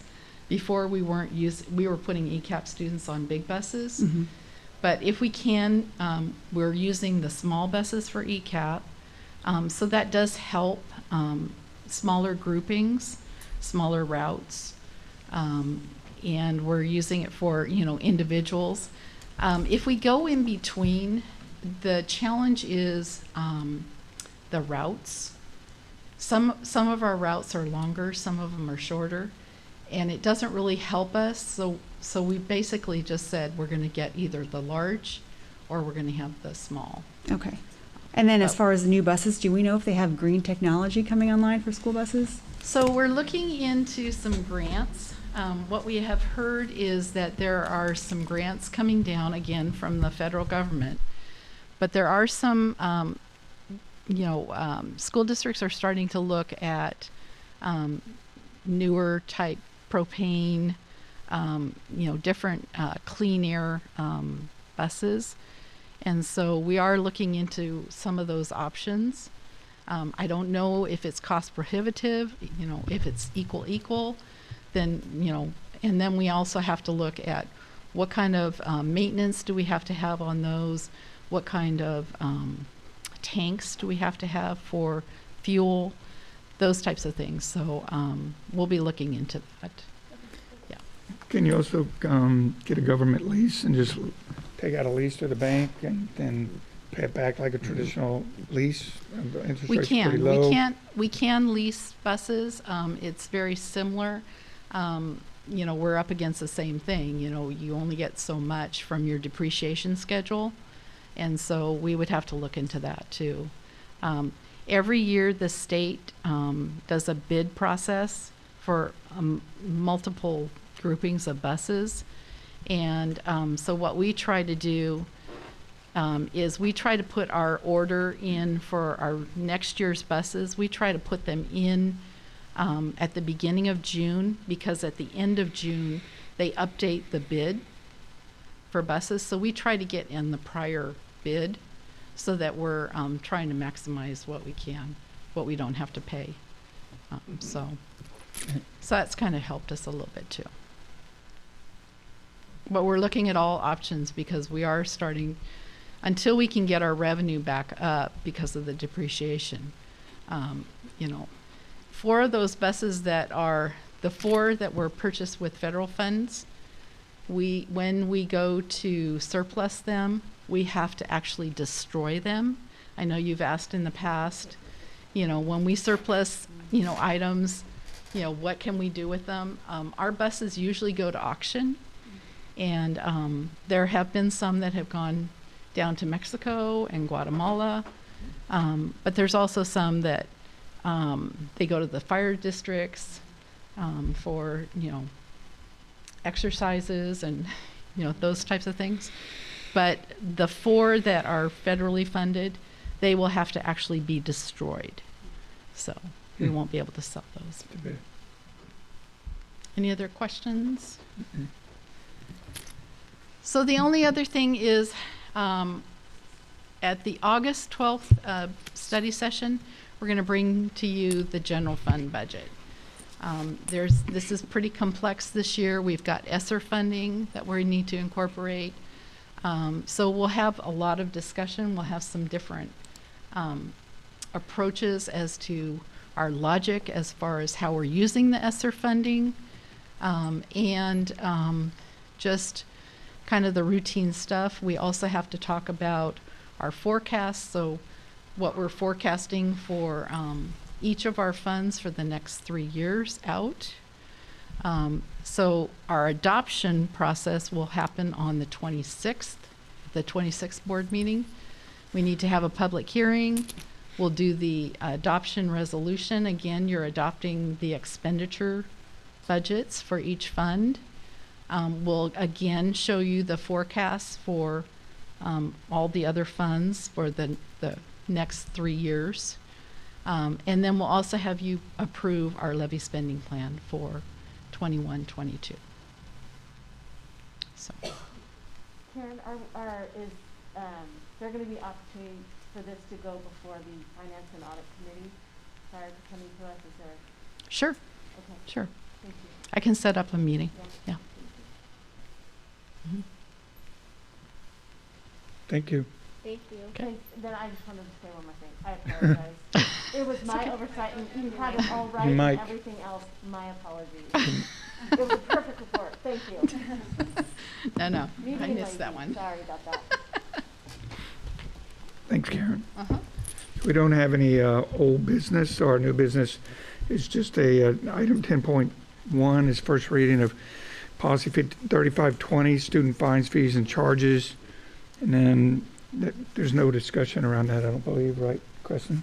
And then first reading also for 10.2, revised policy 3231, student records, as well as 10.3, revised policy 5200, drug-free workplace. This just stems around the fact that the district periodically gets new guidance on our policies, and we just have to go in and update them based on new guidance, sometimes from the state, sometimes depending, but like everyone, you just have to update policies. So we will do the second reading and approve the policies at the next board meeting. So up next is item number 11, our new superintendent, first superintendent report. All right, well, I don't know how long this is, but I'm going to talk a little while. Is that all right? Not too long, I promise. You can stop me in 3 minutes.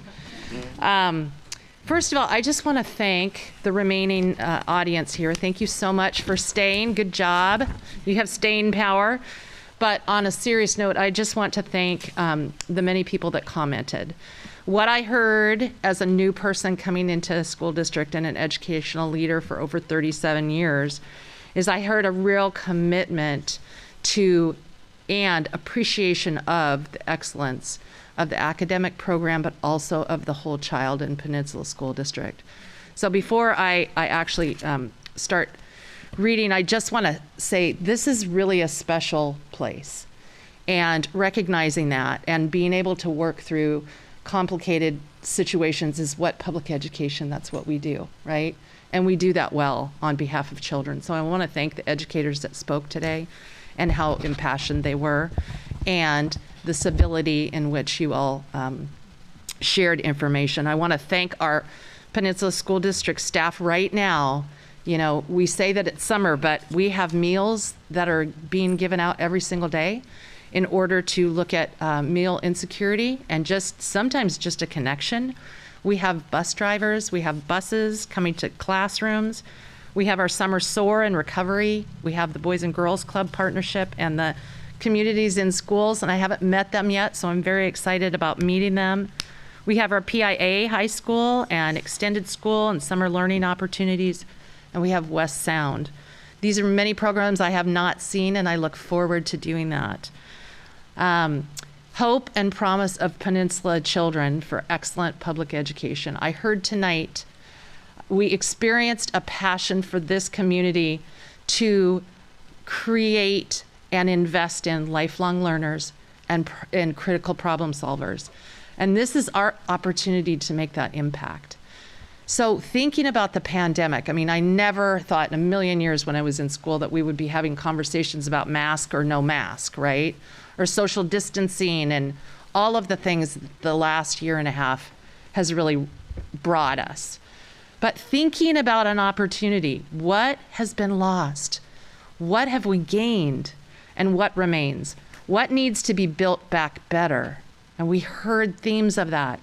Are we all doing all that we can for our children to be successful? Those are questions that I come in with fresh eyes, hopefully, but a lot of experience and a heart ready to problem solve. Each one of us is teachers and advocates for children, and we saw examples of that. We are at the heart of the success of reopening schools and reimagining schools for the future. We have to navigate this time that is so challenging, so thank you for being here. The struggle to implement vision at a time that we have so many constraints requires us to work together. Our opportunity is so great right now, and it's resting on all of us how we can all make a difference. So that's how I come to you. I had to write it down because I didn't want to forget anything. Last week, I had an opportunity I serve on the AASA. I'm one of 4 elected officials. We're all superintendents, and we go to the nation, and we actually went to the Holocaust Museum and to have an opportunity to speak.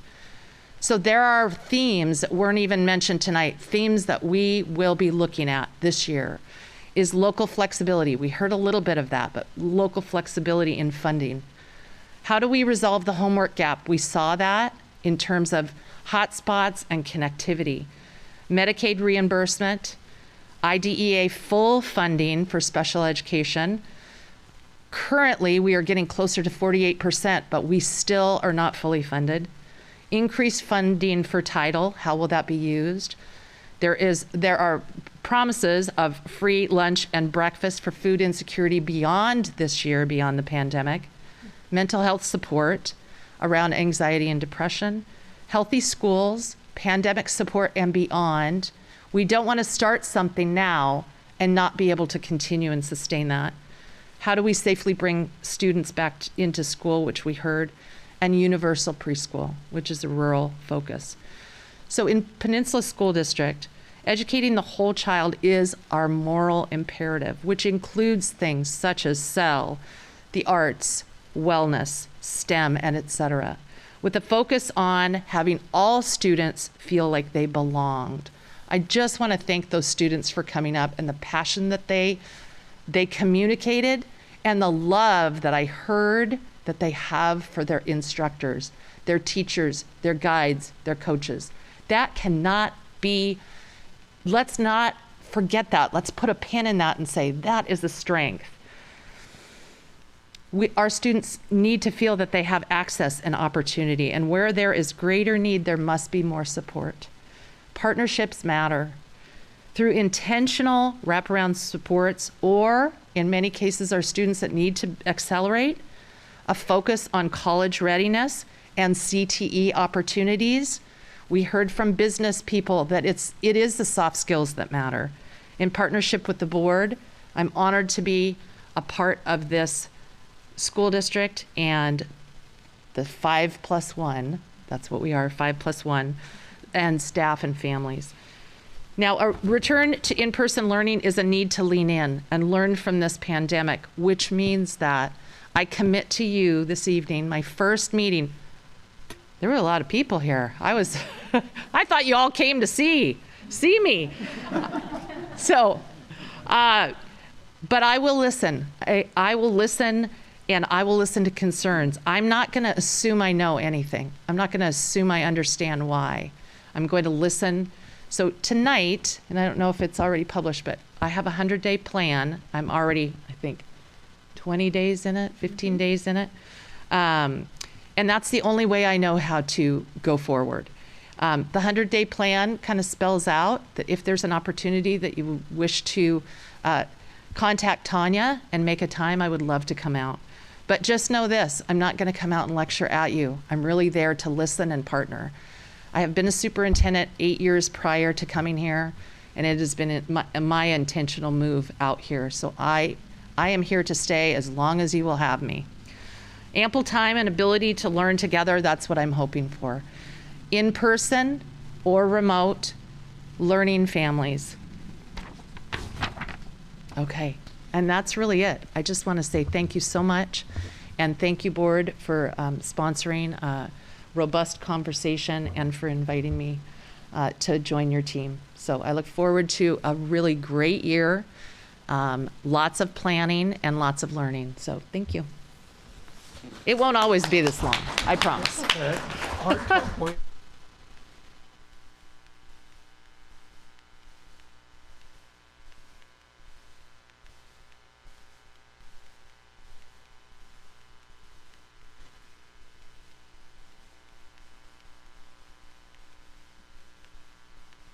Oh, sure, you're gonna start with me.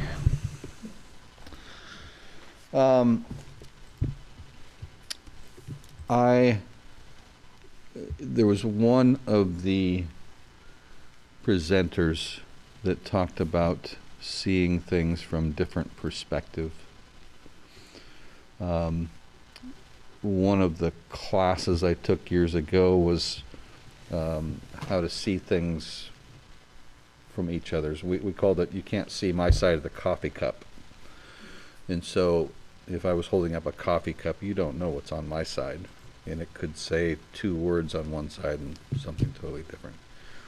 I think the resolutions that we did tonight were read in a different way than what we intended them by many of those people. Those resolutions that we approved tonight went back and forth between us. They were not a blanket statement that was handed to us. They were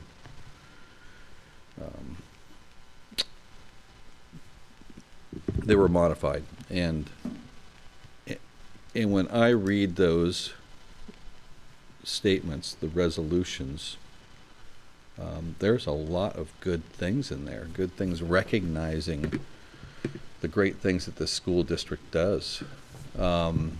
Somebody mentioned that they couldn't teach certain things, and in no way. The one statement says that no student, teacher, or support staff shall be taught that they are an oppressor or a victim. That's the only thing it says that they can't be taught. I think there was a lot of misunderstandings. I think there were a lot of emotions that people read into these resolutions that weren't there. These resolutions, I think, were just a statement that we put out, to try to clarify a lot of misinformation that was out there. And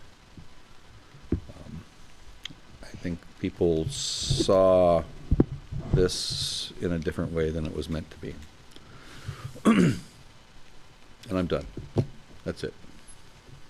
That's my statement.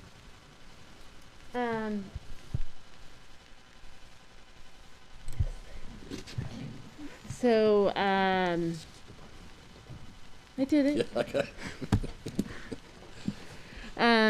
We, as a board, had the opportunity to meet 5+1 yesterday. It was open meeting. We were just there. Really had a great opportunity to talk more with Superintendent Barr and really, as a board, talk about values. And all of us at the table really shared a lot of the same values that Carol, you brought up in the Peninsula Promise. They're all there. We are all embodied in those values, and will continue to as we develop a strategic plan and vision and mission for our district in the future. So it was a fantastic conversation. I'm thrilled to be working with this board for the next 5 months, and what as a district, as a community, that we will deliver. Very excited on that. In terms of 5044, the resolution that was passed tonight, it as well embodies what Carol Rivera shared earlier. It is about empowering every child. It is about having a unique and diverse community and create wonder and curiosity. That is something that is very, again, very near and dear to this board. I stated this at the last meeting. I am thrilled about the training that I'll receive under 5044, because what I think it does for me, it really helps me be more informed and understanding that every child comes to the table with a different story, a different set of needs. And we have to develop practices, policies, priorities that will address all of these different needs of these kids to help them be successful individually. So that resolution to me is about the training that I'm going to receive as a board member, and I'm thrilled. So that's all I have to say.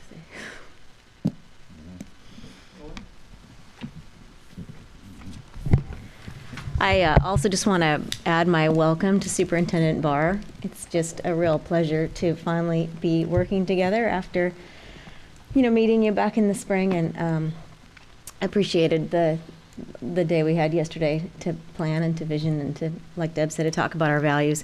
And I'm just going to make my comments short and sweet. I really very much appreciated every speaker tonight.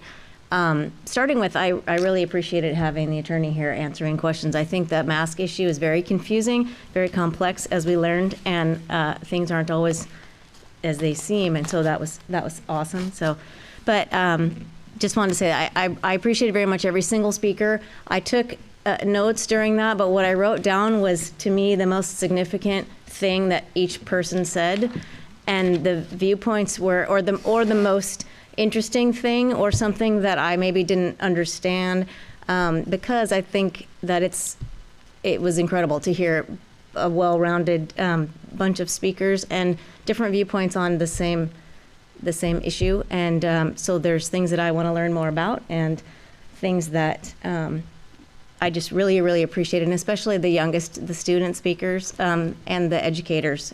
It's so great to see really the results of what goes on in the Peninsula School District. And we're here, of course, for our kids and our students. That's why we do what we do. But we have fantastic educators, and we do value them and trust them to do what they do and do it with excellence. And that's what we're about in the PSD. So to that end, I had one more comment. It was just that, if I didn't make this clear already, yes, there were some things, I think, sort of as Chuck said, some speakers shared opinions of the resolutions that I found not to be at all what was my understanding of what we discussed as a board. And so I have work to do to follow. I want to follow up with those persons to find out where is this not what I thought it was. So, because some of the viewpoints were surprising to me in a way that I think can be easily resolved with a follow-up. So anyway, thank you again to everyone for attending. Okay, also welcome Creston for sitting through your first meeting. This was a good one because we had a lot of community input. And I mean that seriously, a good one, because I think our community is strong because of the people who come and speak so passionately about our students. Also in reference to one of the resolutions regarding Senate Bill 5044, I will echo what I think some others have said in that I don't know if we all agree on what that means. Some of the language in that was crafted very carefully, and I appreciate that some have picked up on our intentional words to say we will continue to teach an inclusive education that includes all stories and all perspectives.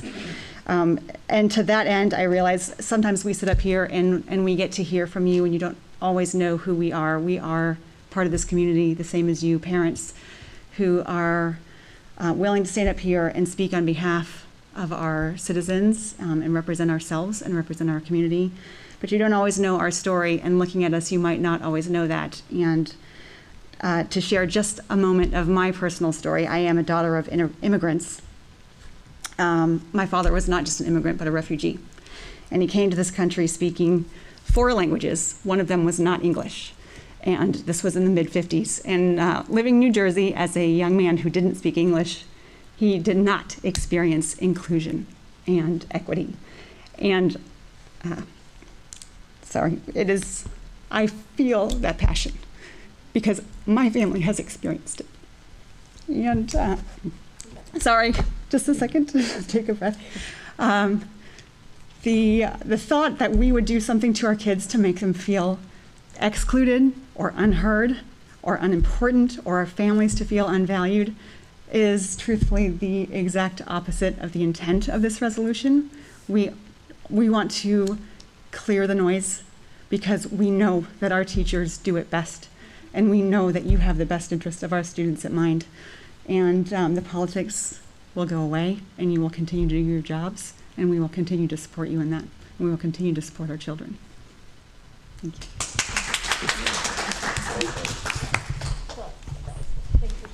Thank you.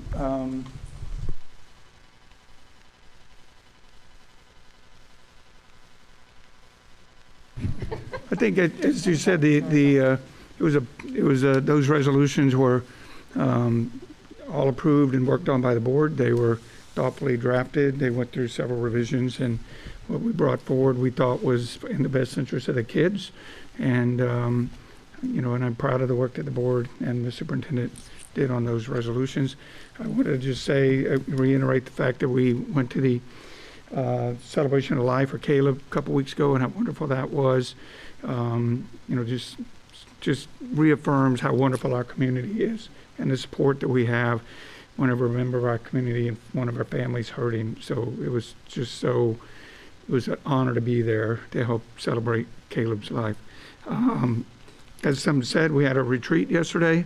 One of the things as a new board that we want to work on is a new strategic plan. The current plan that we have now is about 7 years old, and it's time to get changed.